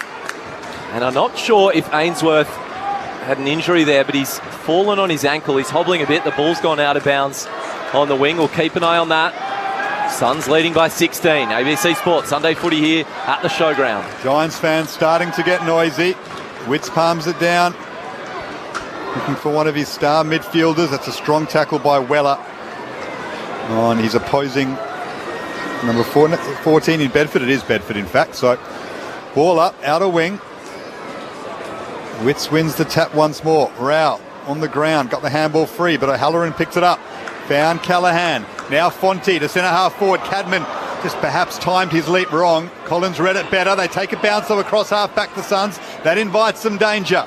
Noble, though, to the rescue, was able to gather and then dart inside to the corridor and find Flanders. Flanders is having one of his best games of the season so far, up to touch number 23. They were fending him off during the week. Hardwick was very confident in saying, no, this man belongs here, despite his quiet start to the year. Kicks it wide to Joel Jeffrey, the Northern Territory product. Long towards Walter. No one wins that contest. Spills to the front. And Butterick couldn't clean it up before it went out of bounds. Phil Pryor on the boundary. Also at three-quarter time, Jed Walter was actually having a bit of a medical assessment sort of to the face and jaw area just to make sure that he was still opening and closing his mouth okay. So clearly he's fine. Suns lead by 16 points. Boundary thrown in attack for them. Witts wins it cleanly. He's got it to Miller, whose 28th possession is a handball straight over the boundary line. And no doubt that would be called insufficient intent. Free kick to GWS at left half back. Ash goes laterally to Buckley in his own defensive goal square. And Callaghan has some space. Marks it just outside defensive 50. Has a bounce. Kicks to Cadman at half forward. Well done, Collins. Simply too strong. Cadman said you had to put it this side of me, Finn. You had to put it to my advantage. As Collins goes inboard and Toby Green read that superbly. Picked it off in the corridor, then turns it over. McAndrew rather lazily threw a leg at it. Gathered by Brown. Bedford on the snap. Big goal, Giants. Oh, McAndrew makes a big mistake and Noah Anderson is letting him know all about it. It was a lazy bit of defending and the Giants have pounced on it. Big goal by Bedford. Margin back to 10 points now in favour of Gold Coast. Yeah. If you're the Suns, you take two of those moments back, wouldn't you? Collins, his kick inside, just sat in the air for Toby Green, intercept. Toby's kick looked like, that's right. Toby nearly gave it back to him, but back Andrew, the ball went straight to him. Instead of putting the hands down and just grabbing it, he's thrown a boot at it, slipped off his foot and gone straight out to Bedford. He snaps the goal. Some nasty defensive work with the ball there, the Suns, to just allow the Giants to get the goal. Both sets of defence have been doing it. Yeah. You notice the lackadaisical, not valuing the footy when it's deep in that area because you don't appreciate the value of the ball in that area. It's going to hurt you and cost you. So both sets of defence have done it. So right on now, 10 points. Yeah. Finn Callaghan having a hot start to this final term. Ball slammed down in the middle. It's a 10-point ball game at Sydney. Rowell out of the middle, he wrestles out of a tackle, gets boot to ball. Fist came from Angwin. Ball in dispute, up for grabs just beyond 50. Little 1-2 was really smart from Fiorini and Flanders. They go into the pocket. Walter wonders if he was being held, but no, he was doing the holding. So Jack Buckley, who threw his fist at it, gets the free kick in the left back pocket for the Giants. Couple of star forwards in this competition as Buckley almost turns it over. Kelly was able to keep his feet though and his composure, finds Ash. Now they've got the football in the corridor again, the Giants. They love this. Tom Green to Callaghan running by. The kick inside 50 doesn't really favour anyone. Stringer did well though to get a hand to it. It's caught behind Powell. Play on the call. Stringer gathers it. Will centre it for Hogan. Well done, McAndrew. That's better. Slapped it away, but Rouston gathers. Now Tom Green. Balks a couple. Tom Green from 35. What a goal! One of the goals of the season. Tom Green with some magic. Balked one, balked another. Reminiscent of Joel Bowden all those years ago. The margin now just 4 points. And this stadium is rocking. He's not known for this, Tom Green. He's your dour mid that just wins it under pressure, but he's got the ball back at top of 50, gone to shape up for the shot, balked one, shape for the second shot, got him in the air, balked again, and just snuck it in. Kicked the goal. What a time too. I mean, the crowd's gone nuts. Stringer involved in the game. The Giants, they're on, they're coming. We're in Sydney's West. I reckon there's a few Penrith Panthers fans out here. That was Nathan Cleary across town. So it is a 4-point ball game, the lowest margin it's been since the ball was bounced at the start of the game, when the Suns kicked a goal within 15 seconds. Giants go forward again. Ball hits the deck. Sharon bounces the way of Riccardi. What a tap! He saw a way through traffic, gave it to Cadman, who kicks it from 2 metres out. And for the first time today, the Giants hit the lead. 12-9-81, 11-13-79. They have kicked 4 goals in a row to start the fourth quarter. Riccardi, what a tap to Cadman. It was good. Big Madden in the rock. Obviously, his ability to get on the loose ball, as we know, we can do it from the academy days, but his ability to get on the loose ball and just get the ball inside 50. Riccardi used his body, kept the ball alive, got a great bounce to Cadman, and it's as simple as that. You know, we talk about the effectiveness of winning a ball that's in the clearances. We also talk about momentum shifts in games of football. It is bloody hard to stop, and when you're on, you got to cash in, and that's exactly what the Giants done. And in the first quarter of the game, the Suns didn't quite cash in on it, and now the Giants are cashing in. That's big now, isn't it, for the Gold Coast mids, really, here. Witts, Miller, Rao to just get control of the ball around the centre part of the ground. Cadman with 3 goals, 9 minutes into the final term. The Giants have the lead for the first time in the game. After Gold Coast kicked the first 4 majors. They've worked ever so hard at GWS to get back into it. They trailed by 22 points not long ago. Late stages of the third term. Now they lead by 2. Rao trying to arrest the momentum. Handball over the top to Miller. Gold Coast go back inside 50. Buckley and King are there. It floats over their head. And Fonte did well to see it over the boundary line. A throw in, left forward pocket for the Suns, who need to find a way to get the momentum back because it's all one-way traffic at the moment, and this crowd is starting to have an impact. And it's from the stoppages where the Giants have got all the momentum this quarter. We're asking for the game to be open up and play fast, but they've actually gone to town and gone to work them inside, haven't they? Crucial stoppage inside 50. Tom Green. There he is, the clearance from the goal scorer. Into the centre square. McAndrew was there at slippery. Taps it down to Rioli. He slips over as well. Gives it Al and lace out. Brilliant delivery to Reed, who turns and goes to the lead. Oh, not sure if that was the go. Giants had numbers. Big tackle from Harvey Thomas on the bigger man. Ball comes loose inside 50.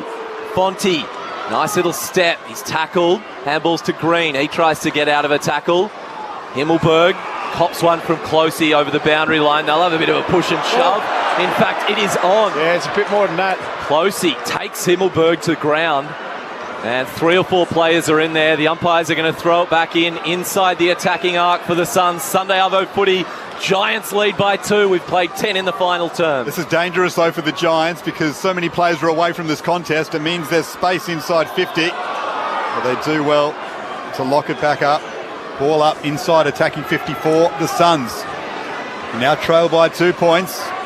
Yeah, for the first time, there is a bit of niggle starting to kick into the game, isn't there? Here is Ben Long.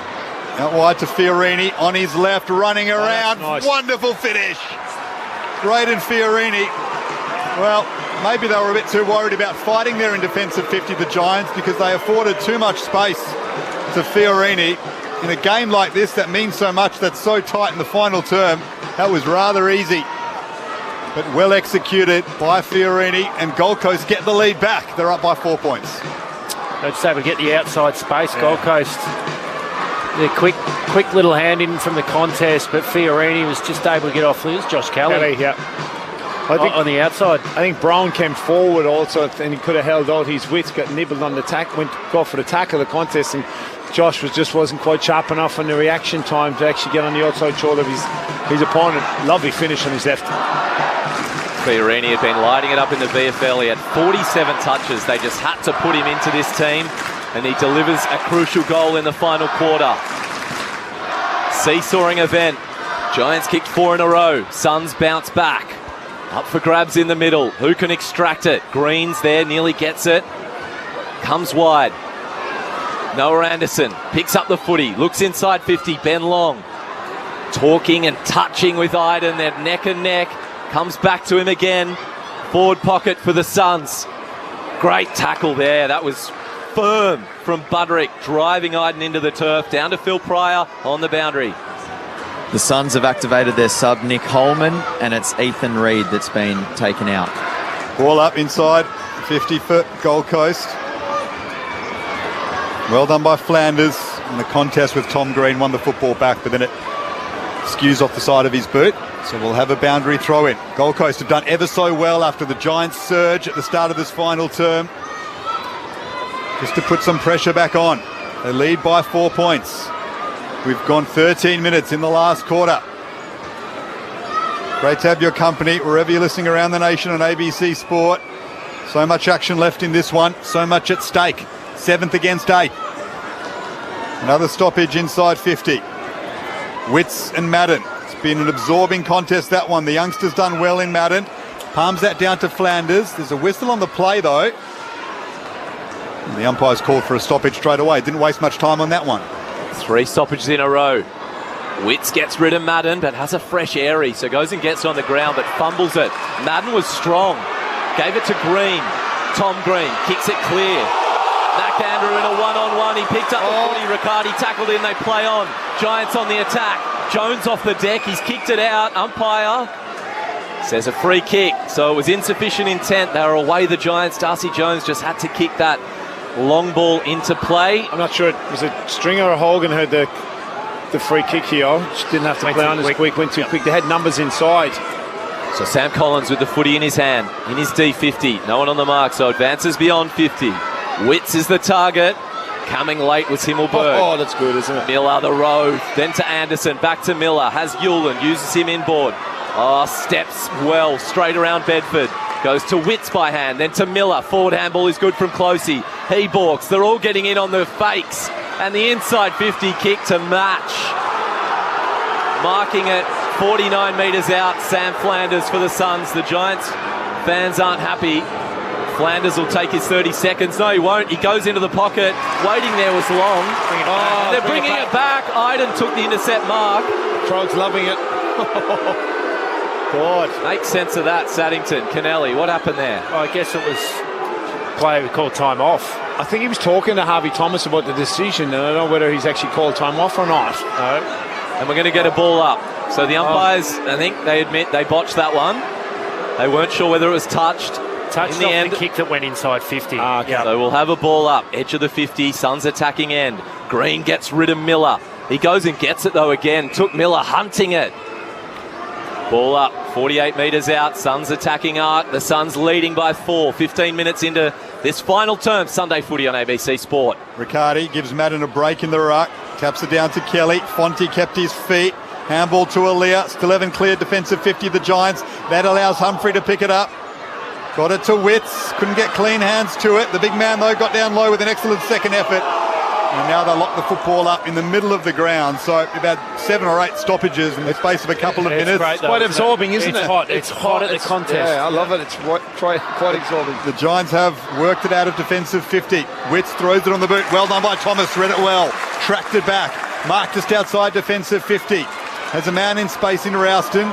If they got quicker now, they've gone too slow here. The Giants have had opportunities to get through the bubble here, and they haven't. They're trying to drag the game out. Rouston goes to Kelly, switches it out wide to Buckley. He'll mark and play on surely. Does to half forward. O'Halloran's there, takes the grab, but then he's put back on his mark. He'll now send a long ball into attack. Hogan can leap at this. Offhand, it sits up nicely for Stringer. Stringer with the effort. Wonderful goal. Jake Stringer from the boundary. His biggest moment since becoming a GWS Giant. The sub today, Jake Stringer, has given them back the lead with a wonderful finish with just a metre of space afforded to him. So I think I roared down the microphone. I can't believe he's kicked that goal. Right on the boundary, nothing to look at. It was an ugly sort of throw on the boot. He was dead set having a ping at it, but there was nothing nice and classy about it. But it's what Jake Stringer does, doesn't it? He is the package. He makes something happen, and that's why he's here at the team in the Giants, to kick goals, to win games of football. And look, Halloran had the ball, and he botched an opportunity to hit Riccardi. He thought he'd done it, and then the fumble from Stringer, but the he kicked the ball because there was a player coming into the goal square that he knew that if he hit it half a kick, it actually would have been touched, but he umphed it like it was a fair old kick along the ground. An incredible finish. Yeah. Just knows where the goals are, doesn't he? Like a striker again in the game, just knows well. 2 points the margin. The home team are ahead. This is a hell of a game here on ABC Sport, and what a clearance this will be. Who can get it? Took Miller, the clever little tap to Rowell, kicks it forward, and Flanders did well to tap it and then take it on the second grab, getting rid of his opponent. That was brilliant. Leclerc was shoved aside by Bailey Humphrey in the left forward pocket. And can the Suns bounce back? We didn't have a lead change for 3.5 quarters. We've had 3 in this final term. I think we're going to have a few more. There's so much to play out in this game yet. It's going to be electric 10 minutes. Yeah, oh my God, it's been electric 10, last 10, isn't it? He's long been touted as a Dustin Martin type, Bailey Humphrey. Affecting the scoreboard from the boundary line across the face. That's a minor score, which makes it a 1-point ball game here at the Sydney Showground. Giants leading 87-86. A cracker here on ABC Sport. Himmelberg brings it back in, sends it up to the wing. Well marked though by Powell. Up against Callum Brown. Powell plays on. A repeat entry. Himmelberg's in a good spot, as is Aaliyah. Punches it away. The race onto the football. Callaghan soccers it to himself a couple of times. Clever from Finn Callaghan. But Yulin was in a good position. Was able to trap it and send it back inside 50. Off the hands of Buckley and Angwin. Angwin throws it back on the boot. Scrappy one, but Horrigan gets there. Takes the mark, and now they're in space. They're out everywhere. He goes to Callaghan. Callaghan will mark and play on with a bounce. Long into attack. Cadman's there. He's got the sit on Collins and marks it. Aaron Cadman was in best position, but the kick had to be weighted perfectly from Finn Callaghan, and it was. Callaghan to Cadman. Cadman looking at his fourth from 35 out on a 45-degree angle. Cannot underestimate this kick, because Stringer was running back towards goals. Collins was trying to hold off, and actually Cadman went back towards goal. Then the kick, he actually kicked it on Cadman, so Collins was caught in front from coming from a good position. Incredible kick from Callaghan. For the Giants' biggest lead of the game, Aaron Cadman. That is a poor miss, considering his sharp shooting in recent weeks. 3 goals to his name, but that might be a costly behind. The lead is just 2 points in favour of the Giants. John Noble goes for a dash. Long towards Witts, who got a bit of a shove from Riccardi. Umpire keeps his whistle away. Rowell at the front, gets rid of Rouston. Handball backwards to Flanders. Then to Fiorini on his left foot to a one-on-one. Humphrey via Lear. Humphrey brings it to ground and collects it, keeps his feet. Beats the would-be tackler. That was brilliant from Bailey. Flanders ran past him. Handball. Gives it to Rowell. From behind, Harvey Thomas. He didn't hear the footsteps. Harvey's such a small man, you probably wouldn't have. Stops the forward entry. Harvey Thomas, take a bow. Excellent defensive work. Ashton near to take a bounce there inside defensive 50. Got the kick away under pressure from Walter. And finds Angwin. Some of these young Giants starting to stand up in this last term. Thomas, Angwin, Rouston. Cadman's had a good quarter. Yep. Up to the wing. What nice leap from Callum Brown. Just forward of the wing. And now that's 50. One of those encroachment decisions. I mean, you shake your head, and the Suns players are remonstrating in a massive way. They cannot believe this decision against them, especially in the context of the game. It is so harsh, and Callum Brown, with his big Irish boot, Taikanelli, won't be bothered by this distance one bit. He'll look to send the Giants out to an 8-point lead. It's been quiet today. It's had moments, just moments, but yeah, it's more the decision. And you said it, Garby, the context of the game and these decisions, it does cost someone a grand final. It'd be heartbreaking, wouldn't it? Not sure they'd have the guts to blow it in the last 10 of a grand final. Well, that's what rules are rules. If you're going to do it. It's 2 points the margin. It feels harsh on the Suns. Here's Callum Brown, still out of contract. Plenty of clubs looking at acquiring his services. All he's worried about is kicking this major, which he does. His second of the game. And the Giants have an 8-point lead, their biggest of the football match. 14-10-94, Gold Coast 12-14-86. 22 minutes gone in the final term, still plenty of time left for the Giants up by 8. There is plenty of time. We're at the nearly 20 or 22 and a half minute mark, but we've had 7 goals kicked this quarter. We've had plenty of 8. 7 goals. 7 goals kicked this quarter. There you go. It's like a replay of the first quarter again. We had the little Dower sort of patch through the second and the third. The first quarter was a massive goal scoring bits, and here we are again. But it is just end to end.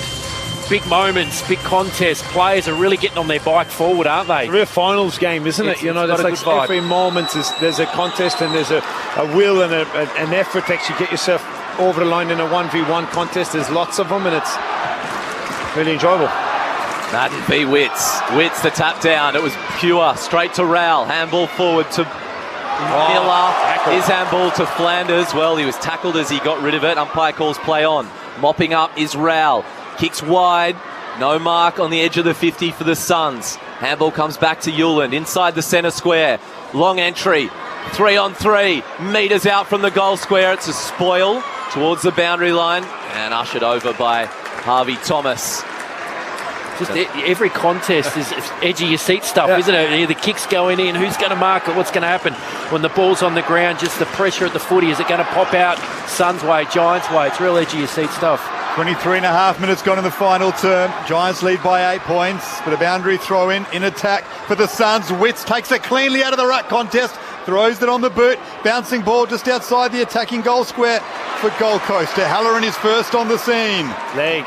Gets it to Brown, now up the wing to O'Halloran. He lost his footing under pressure from McAndrew, but first on the scene is Darcy Jones. Looks for Riccardi inside 50. 2-on-1 against him. Did well to make a contest. Toby Green from 48. Can he just dribble it through? Bouncing once, twice, 3 times. What a captain's goal from Toby Green. Had the 50 vacant. Just had to ensure the Sherrin points were lined up for it to bounce through accurately, which it did. It's now a 14-point lead in favour of the Giants, and they are shaping up for the biggest win of their season, quite possibly, or since opening round when they knocked off the Pies. We get a highlights package of this quarter, the goals the Giants have scored. They've been highly high level, highly impressive. From Brown with that exit Halloran on the ground ball to the 1v1. I go back to kids again with Crumming contest. Darcy Byrne's ability to get across the contest and the ground from Hogan's ability to keep the ball alive, and then Riccardi's contest, and well, what a crumb from Green. He's been doing it his whole life, you know, his ability to get to the front of that contest and finish it, Jace. Yep. 7 goals to 1 in this final term to the home team. They have stormed over the top of the Suns. Both teams in the top 8 for the first time ever playing each other, and this game is living up to the billing. Free kick to Rowell. He goes inside 50. King couldn't mark. Miller's there, as is Bailey Humphrey on his left foot. A big bender to curb some of that momentum. Make that 7 goals to 2. Bailey Humphrey has 2.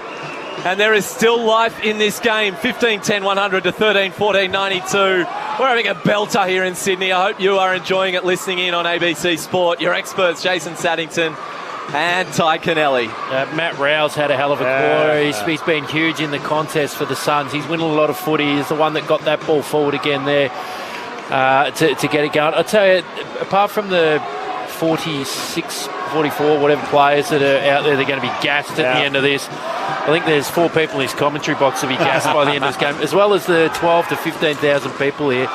This is high energy football that you feel like when it finishes, there's going to be this massive come down and flat spot and absolute fatigue. It's just so hot out there. Well, it's taken a while for both of these sides to be in this space together. The Giants have been at this level for a while. Gold Coast are coming to the party now, and in a contest, it is delivering. In the second half of this 2025 season, the Giants lead by 8 points. Suns won the clearance, but it's been locked up just forward of the centre for Gold Coast. The Giants haven't a whole lot of inside 50s, and they only had 10 inside 50s, and they're scoring obviously 7 goals they kicked this quarter. 27 minutes gone in the final term. Suns need the next one badly with time against them. Here's Humphrey, who provided a wonderful major a moment ago. Wins the hard ball, kicks into attack. Lekalea couldn't take the mark, perhaps could have spoiled. McAndrew's been moved forward. He's wrapped up. He had one arm pinged, and that's holding the football. They've stood up defensively. The second half, the Giants defenders, they're a bit shaky in the first half. There's been a lot of deep high balls this quarter, hasn't there? Buckley and Aaliyah. Big spoils and marking and contests and ground balls. They've been very, very strong. Excellent tackle, Connor Iden. He goes wide to Lockie Ash in the left back pocket. I've barely seen King in the game, really, have we? 27.5 minutes gone. Long kick from Ash. Overcooked just over the top of Hogan, but Bedford was onto it. Kicks it to Callaghan, who goes long over the top of Stringer. One-on-one, Cadman keeps his feet, as does Stringer. Picks it up, left forward pocket. No angle to work with, but that doesn't matter. Stringer runs to the crowd, who are adoring Jake Stringer. 2 massive fourth quarter goals from Jake Stringer. He's in as the sub, he has made an impact, and this is one of the games of the year. Jake Stringer extending that lead back out to 14 points from almost outside the field of play. It is 106-92. Woo. They've had 11 inside 50s only this quarter, the Giants. They've kicked 8 goals. 6 of them have been unbelievable. The ability to kick that goal going on your left foot, and it was dead eye dart. It was a nice block from Cadman to actually allow him to have some more time, Stringer. But yeah, it makes it look so easy, doesn't he? Well, he was viewed as being one of the missing pieces, perhaps, if the Giants are to really push for a first premiership. It's been so stop-start, to say the least, since joining this club, Jake Stringer. But he has reminded everyone in the AFL world of his talents in this final term, with 2 brilliant goals, one from the right forward pocket, the second from the left forward pocket. Put the Giants out to a 14-point lead. Talk about a super sub. It didn't come in the circumstances they would want, with Lockie Whitfield forced off with concussion. He'll go through protocols and miss a week. But the intervention from Jake Stringer has been outstanding. Another ball up next to the centre circles. There's still time for Gold Coast though. They need another instant response. Here's Witts, handball forward to Anderson, over the shoulder to Rowell, darts around Toby Green, another handball to Anderson, 48 out, straight in front, across the face. It is marked though, in the right forward pocket by Ben King, but this will test him for accuracy. Very tight angle. What an important kick in the context of this game. They've come off the boot of Anderson and look. It's a good miss kick, wasn't it? It's a good miss kick. Look, you can make your own luck, sir. Accuracy can be an issue for Ben King. In the right forward pocket. Missed it. It's an issue that rears its head once again when his side needed it the most. Misses its skinny side. The lead is 13 points in favour of the Giants, and they just needed that one to go through after winning such an important ball in the middle of the ground. An 8-goal to 2 final quarter that has just ticked into 31 minutes. Ash, as far as he can kick it. And Iden, again, the 2 grabber. Settles things down. So do the Giants play the clock right now? They kick it back to Callaghan, who waves his hands around to tell everyone at the stadium that yes, we will slow it down. We will hold this 13-point lead. Just a few minutes on the game clock. So back to Iden, who takes his time. His kick to Ash gives a little bit too much to Miller. Spoils it, but doesn't keep it in the field of play. So throw in next to the interchange bench. Absolutely right, Declan. That is the play for the Giants. Just milk it down now. Well, it's a valuable point, isn't it, Jace? 13 points. Is it 13? Yeah, it is. Yeah. So it's a valuable point. There's 3 goals, in 3 minutes. Anderson 39 disposals, Miller 35, Rowell 32. They need a massive final 3 minutes from their 3 superstar midfielders. Giants got 2 back at the moment. No, they're just holding Ash back at the stoppage for the midfield, the forwards up at the stoppage. Harvey Thomas is picking up his man. He's come as a half forward back.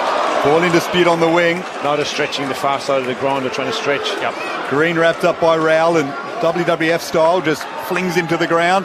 Bit of suplex action. Here's Witts. Moves it out wide to Anderson. Possession number 40 for him. Handball up to Miller. Miller overran it. Ash with a banana effort up to the wing. This will be insufficient intent if it goes out, but it stays in fortuitously for him. Powell and Toby Green there, and Green happy just to cause the stoppage and then catch him holding the football.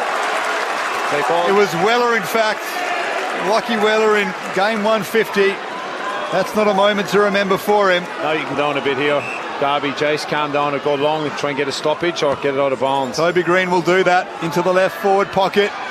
Don't get out marked. Big mark by Witts, and he'll look to play on quickly. His side trails by 13 points, and time is well against him now. They've just got to go. Rioli misses Jeffrey, puts him under pressure. Stringer tackles Jeffrey but gets him high. So the Suns will get a free kick, 55 out from their own goal. Still a long way from the place they want to be. They led this game by 29 points at one stage. They trail by 13. Inboard to Anderson. He goes to the one-on-one, Buckley v. King. It hits the deck. McAndrew's been thrown forward. He picks it up, hands it off to Weller. Shirks the Aliir tackle. To the hot spot. Ball here to be won. Maybe the game to be won. Butterick up against Callahan. Hard up against the boundary line, and the ball goes out of bounds in the right forward pocket for the Suns. We've played 33 minutes here. Sunday Arvo footy on ABC Sport, and the Giants have a 13-point lead as time ticks down. Well, Jesse Hogan's looking at the bench. He wants to go deep in defence, but he's been told not to. Adam Kingsley saying we need you as a release option instead. Here's Bedford. Was there a turnover here? Miller's got hands on it. Suns need a goal desperately. Miller trying to find a teammate. O'Halloran. Make sure he locks it up, importantly. Another ball up in attack for Gold Coast. I think in a general play, you'd get Hogan back, but at a stoppage situation, he's not going to give you much back there right now. That deep as well, yeah. Giants lead by 13 points. Suns need a goal desperately. It sits up for Miller, throws it on the boot. Straight into Ainsworth. That definitely wasn't 15 metres, so it's locked up again, and that will suit the Giants. Yep. 34 minutes gone into this final term. Been able to kill time with a couple of stoppages in a row. Gold Coast really needed to get one quick. 25 metres out from the Suns' goal. Witts holds off Riccardi grabs the footy, hands it off to Anderson. He's got a goal. All right, there is still time. The calling touch. Down. The calling touch. The players. Calling touch. The umpires will have a look at it. So it's been called a goal from Noah Anderson. No doubt, as every goal is, they'll look at it. That's his second goal, Anderson. If it is to be a goal, it's a 7-point ball game. Second goal to go with 42 disposals. Yeah, it's a game, isn't it? Doesn't look like there's much on this. So they're wondering if it was touch from O'Halloran. I don't think so. I don't think. No big reservations. I don't think they're going to bring this back. The goal stands. We've played nearly 35 minutes in this final quarter. The Expansion Cup probably getting its best ever edition. And is there another twist? The Suns 7 points the difference. Yeah, Suns need the clearance inside 50. They need to get a real quick entry and goal. They need the clearance. They also need 2 scores. It's a 7-point margin in favour of the Giants. Here is Rao, though. They win it out the middle. The kick is a little bit awkward to half forward. Gathered nicely by Weller. Back to Yulin. They go into attack. Can they take a grab? McAndrew will fly. King's there. Gets hands to it. Now to Miller. Under pressure. Important tackle. Here's Rioli. Madden does well to win it. Now to Kelly. That'll be enough for the Giants. Stringer has it. He's been the hero in the last. So that is fitting as he pumps it inside 50. It'll run over the boundary line. Insufficient intent or not. It is not paid. Oh my God! It probably wouldn't have mattered anyway because there's 36 minutes to go. He was a long way away. He was behind the wing, Jake Stringer, when he threw that on the boot. It bounced off spin style over the boundary line, and that will be enough for the Giants to lead by 7 points. It's going to be too hard time-wise now for Gold Coast, you would just think. saw a vision of Hardwick laughing his head off as well because he knows it's too hard to umpire this game now. Witts the tap down. Bailey Humphrey goes back. He kicks it out in the full.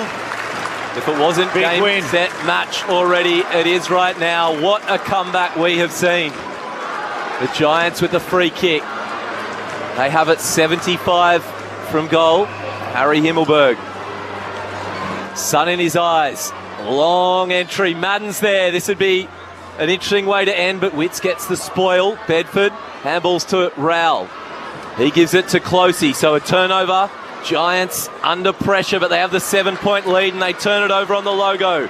Toby Green grabs it, goes 40 metres back to Jesse Hogan. Green and Hogan combining to ice this game. Lecalier is back there inside 50, and the Giants have come from nowhere.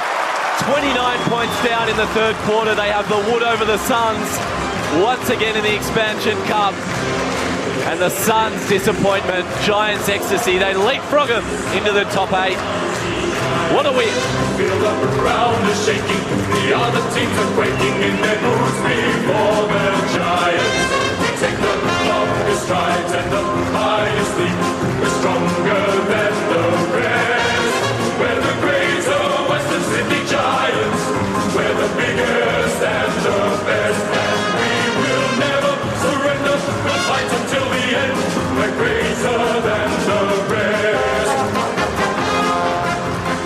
goals to 2 in that final quarter. It was a non-stop highlight reel. Jake Stringer, the sub, producing 2 of the best goals of the year from either pocket. And Noah Anderson has thrown his mouthguard away. They threw this game away, the Suns. The Giants, what a victory. They leapfrog the Suns into 7th position.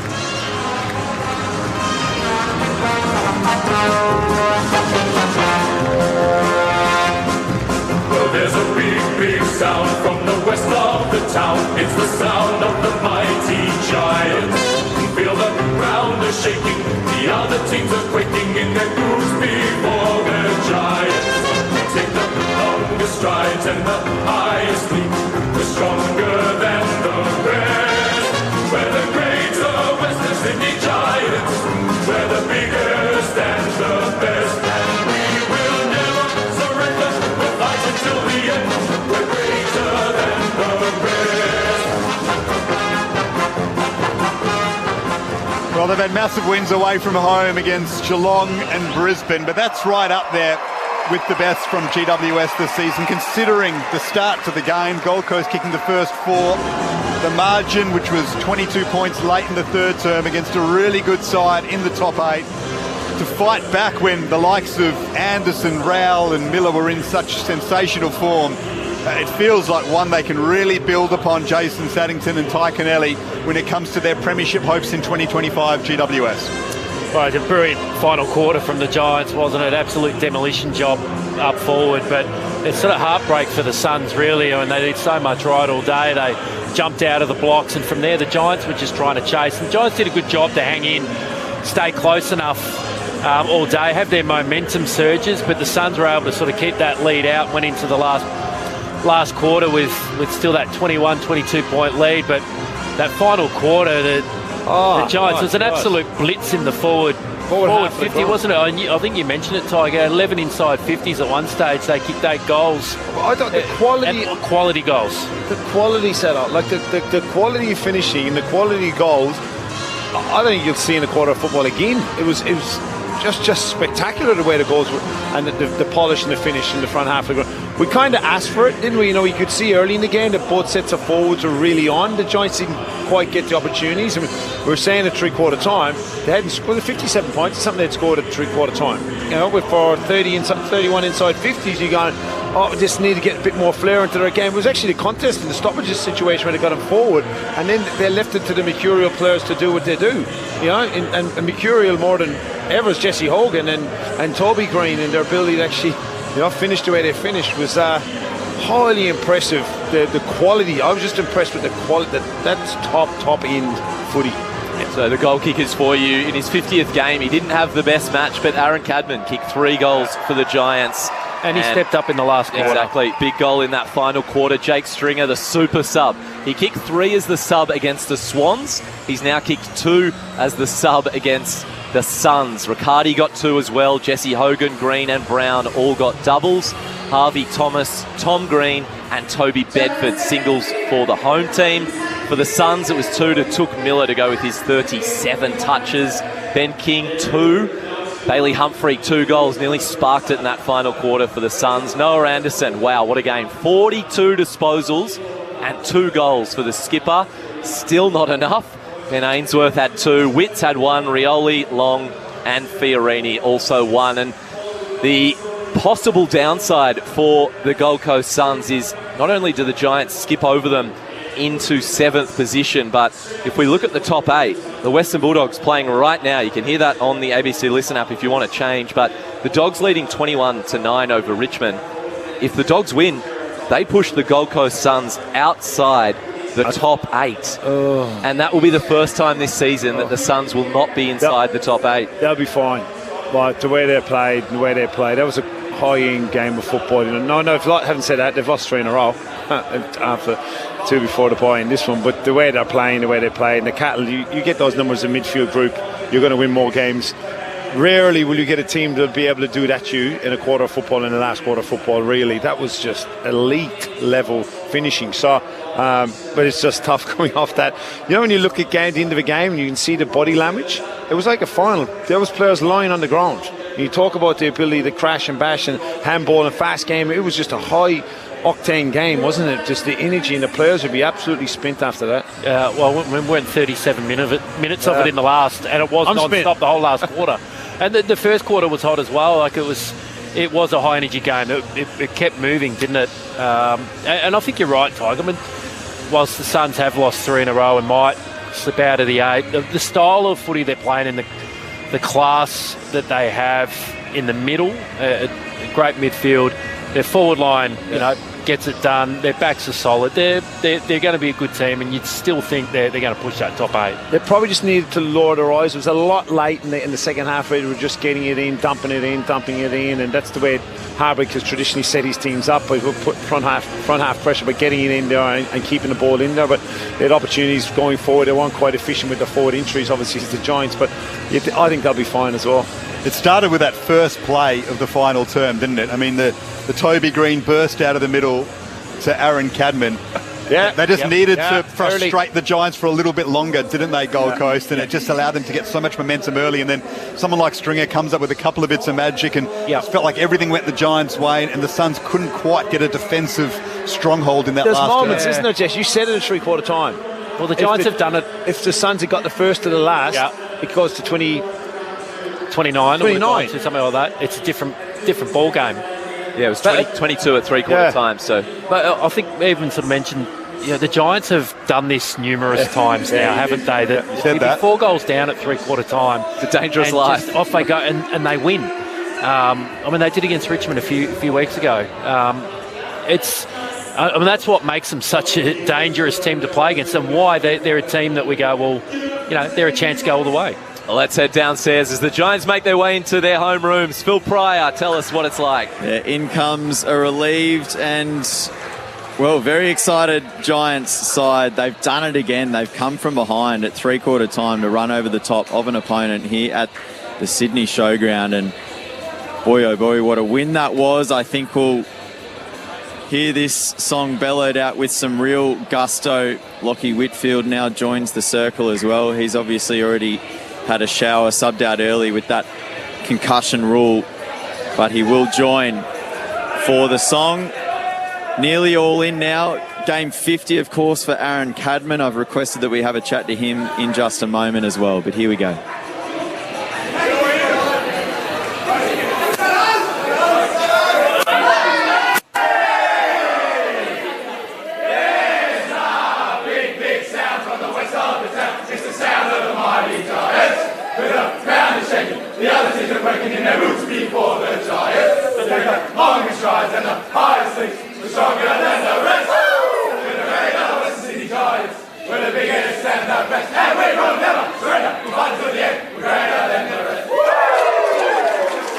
So there you go, the victorious GWS Giants at one point 29 points down. They started the third term 22 points in arrears.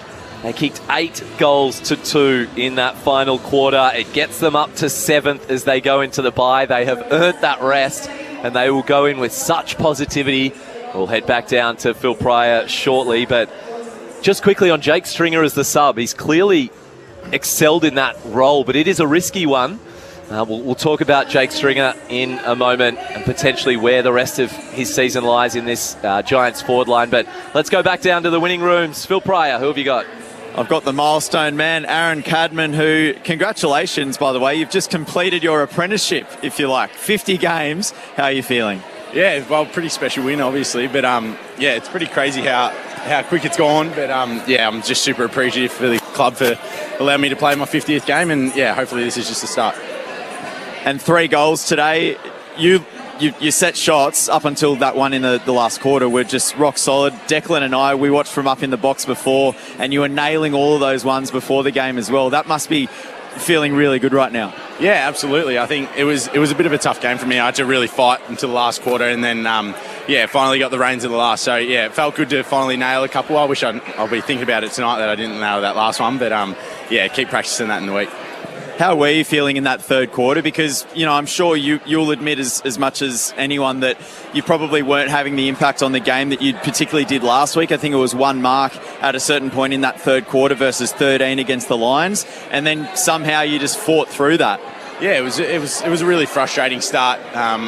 Collins is obviously a gun defender and he gets paid as well. So, yeah, he was keeping me under rain for 3/4 of the day basically, and then I knew that if I kept going, he wouldn't be able to go with me the whole game. So, yeah, it was good to unleash and finally get some rewarded for the end of it.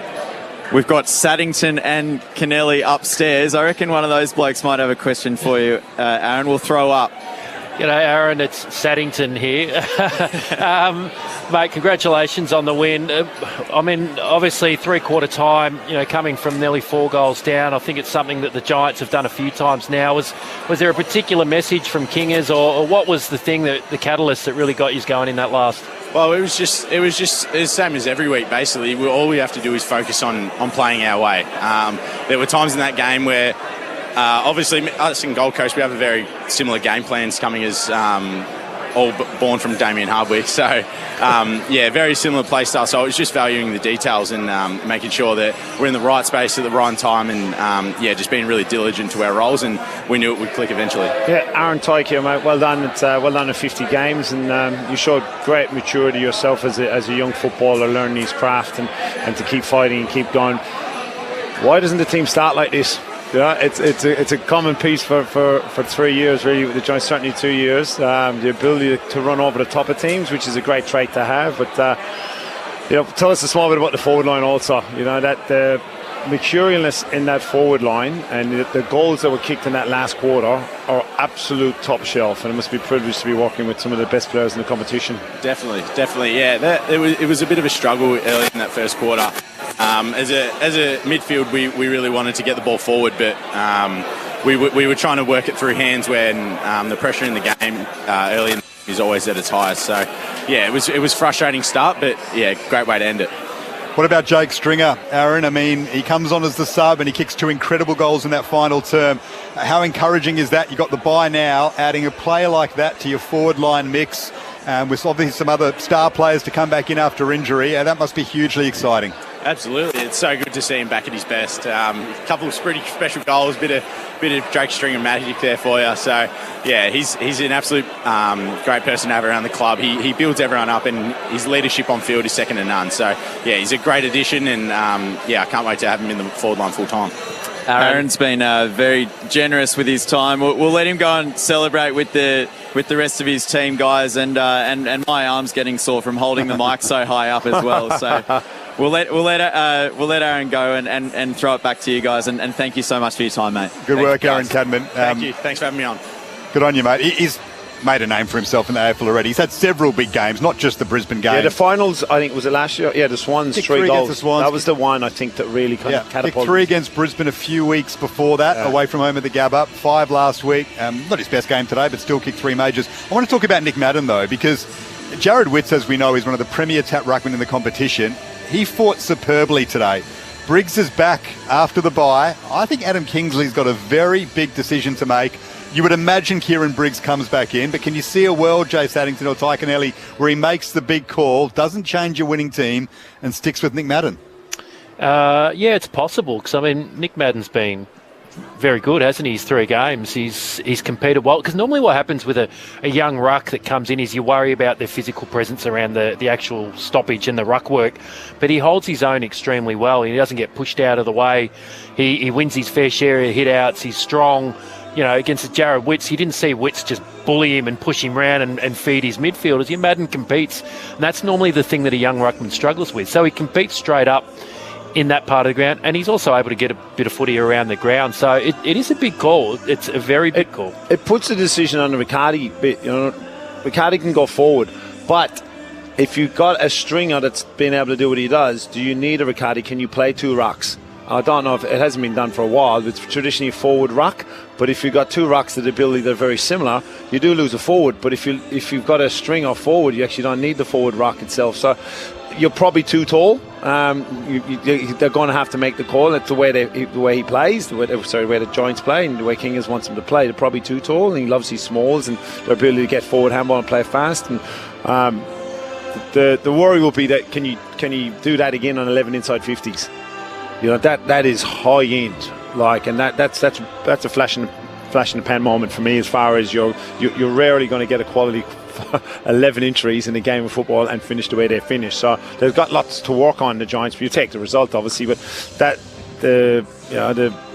it's got to be an interesting decision because it's got to be made. Well, if you're another club, you look at it, don't you, and go, we need a ruckman. Yep. There's two at one club. It gives Kingsley confidence, doesn't it? Because at the start of the year, he was kind of pressed on whether Madden should come into the team, and he publicly said, well, Madden's not quite ready. Now he knows. Yeah. If anyone goes down, look, worst case scenario, Briggs comes back in and Madden knows I'm up to it. He'll have a healthy contract coming his way because there will be clubs coming after him because it's right. You're right, Jason. Most clubs get their ruckman done from drafting him at 18 and then are waiting to lose him somewhere 3 or 4 years into a club that there's already a ruckman there, and there's not a ruckman coming through, and the Giants Academy just keep getting it done with ruckman, don't they? So another player, I know we talk about him a lot, we almost take for granted just how many disposals and clearances he gets, but Tom Green today, 30 disposals, 16 clearances. I mean, he feels like a future captain of the club. This guy does it every single week. And it was probably, for me, it was that he stepped up in the last quarter the most. He won a lot of clearance, got his hands on the footy, obviously kicked that fantastic goal. What a goal. Wasn't it? It was exceptional. So that's the biggest piece with Tom Green's game is his influence in the last quarter when the game was there for the Giants to try and win. He was the one that was able to get him going. Crucially, though, he got some help today. I mean, he's always a star, but Finn Callahan's elevation this season, I know we've expected it from him because we know the talent's there, but he started superbly and he's maintained that level more often than not. He's been so big for them off that injury the last 2 weeks. 28 touches today. And then two youngsters, O'Halloran, who's played 80 games, but he's still learning the midfield role. 20 touches today. I'm pretty sure that's the most in his career. Definitely the most in a long time for him. And then Harry Ralston, they've given a go to. He's taken his chance. He had 20 disposals again today. I feel like that's probably been the one for them the last 2 weeks is Ralston. Because they had a period where Green and Callahan were both in the team. And I mean, Bedford goes through there, but he's more of a stopping, tagging type role. And they were struggling to find that extra midfielder, weren't they? And Ralston's filled that spot. He's that extra midfielder that they've been waiting for to step up and do a really good job, get his hands on the footy, be strong around the contest.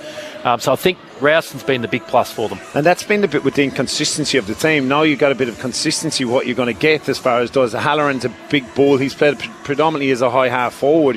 Rarely he's been inside. And Ralston's obviously giving you that contest, which allows Josh Kelly to get outside now. He really is becoming that outside player. Is not as much that inside mid spread. So it allows him to be a really, really good winger and using the ball that he does. And when you put in Finn Callahan's ability to get on the ball as we saw today, they're starting to find a couple of more again this year. When you look at what they lost in Peatling and Cummings and those types last year, you're thinking, well, who's going to step up for them? Well, they've found a couple straight away. Well, certainly Ralston and Madden as far as their ability to actually play inside and Halloran as an inside mid, and of course Finn Callahan becoming an absolute A grader helps too. We've got about 10 minutes left with you, Sado. We'll get your votes shortly, but let's turn our attention to the Suns, who now have 3 losses in a row. A team who, you've said it, Tig, everyone thinks they will get into finals. They look like a finals team, but they're honourable losses, of course, to the Cats, to Freo, and now to the Giants. But against top 8 teams this year, they are now 2-4. Tell us how hard it is in a final quarter like that, where the Giants have all the run, all the momentum, for Suns to try and wrestle it back in 2020-25 in the AFL. Well, it is when your style is to probably be a bit more attacking in terms of a team. So it is hard to stop momentum, and I think that's what we've seen from the Giants the last couple of years. When a team gets a run, they can't stop them. The Suns are probably a little bit in that phase too. When you're experienced, you're young, and you're coming up against some quality teams, when they get the run on, it's finding that ability to just switch up your game a little bit and shut it down or lock it down and not throw that handball forward or, whatever it may be, to just take the heat out of the game for a little while. And they just struggled to do that a little bit. It's also cashing in setup. They had their they didn't cash in the first. Sure. And there've been long misses, and very true. There are a couple of misses, real basic 20 yards out misses that when you've got the momentum, instead of kicking 4 goals, 25 goals up, you're 6 or 7 goals at quarter time up. That's a hard number to pull back, So and often, when momentum does shift away from your team and significantly like it did, you normally need that's when leaders really step up. And I'm not saying the Suns don't have great leaders, but they're young leaders, aren't they? Yeah. But normally, the Giants had Whitfield, and Toby Green. They're 30 years that's plus. That's right. A strong team. It's the mature well-seasoned players that are leaders that step in and halt the momentum, and they're just not in that position yet. They've got great young leaders. Perhaps they needed one of their key forwards to stand up a bit more today. I mean, Ben King kicked 2 goals but didn't have a huge influence on the game. No, Walter couldn't get going. Yep. Buckley smashed him, and Ethan Reid, who's got a long way to go, just the one behind. A lot of their half forwards, Humphrey and Ainsworth and Long, had a big influence in their mids, but just needed one of their keys to stand up a little bit more today to help them control the game. And they had an opportunity with Taylor out to do that, and it was probably... Again, we talked about it, the injuries really made it difficult for those men to do that too. So they had more inside 50s and they had more clearances. What did they do wrong? What would right now Hardwick be saying to the Suns? This is the big work on from that heartbreaking loss. I think the efficiency going forward inside their forward 50 is certainly, if they'd lowered their eyes with the numbers that they had, and cashing in when they had the momentum, and it's a big part of it. I don't think they did a whole lot from clearly the numbers are telling you that as well, but they didn't cash in, and they kept the Giants close enough to have a bit of faith at 3/4 time to go, we're still a chance, when they really could have put the game to bed, and they didn't. And then the Giants obviously were able to start the last quarter well, so I don't think they're doing a whole lot wrong. You lose a game, you score 100 points, so you're not doing a whole lot wrong, are you? They may be out of the 8 though come the end of this round, and there is live footy on at the moment at Docklands, so if you want to hear that call, open up the ABC Listen app. The Western Bulldogs thrashing the Tigers 66-10. A quick look ahead to the next few weeks. So for the Suns, they've got the Demons at home, they've got Essendon away, and then Pies and Crows. A fairly tough stretch. You'd think 2-2 would be a great result, but suddenly when they're outside the 8, they're chasing, which is difficult. And for GWS, well, they earn their bye. They will have the week off this week. Then they head to Perth to play the Eagles. They play the Cats back here in Sydney and Essendon. What do you make of that little run? There's no easy games, is there? It's always tough, and you can never take anything for granted. But, huge few weeks for the Suns. They've got to beat the Demons next week. They've got to get their win ratio going again. So that's a huge game for them. And the Giants, probably bye comes at a time when they don't really want it. You got the momentum of a couple of big wins or strong wins in a row. You just want to carry on. So, it's big for them to reset, head over west and take on the Eagles. Dare say it. Travelling west is always difficult, but a game that you think, well, we can kickstart our back end of the year again. So it's probably a game they'll give up because they like to play away from one with a challenging game, But that's the bit with the Giants has been the consistency. Obviously, hasn't been there. For to have 2 weeks back to back like they have, and certainly playing at home, they haven't been good at home. They haven't been winning games. So they've had a poor record this year here. Yeah, so it's just important. You've got to keep banking wins now, don't you? Yeah. Especially when you're in this sort of bottom part of the top 8.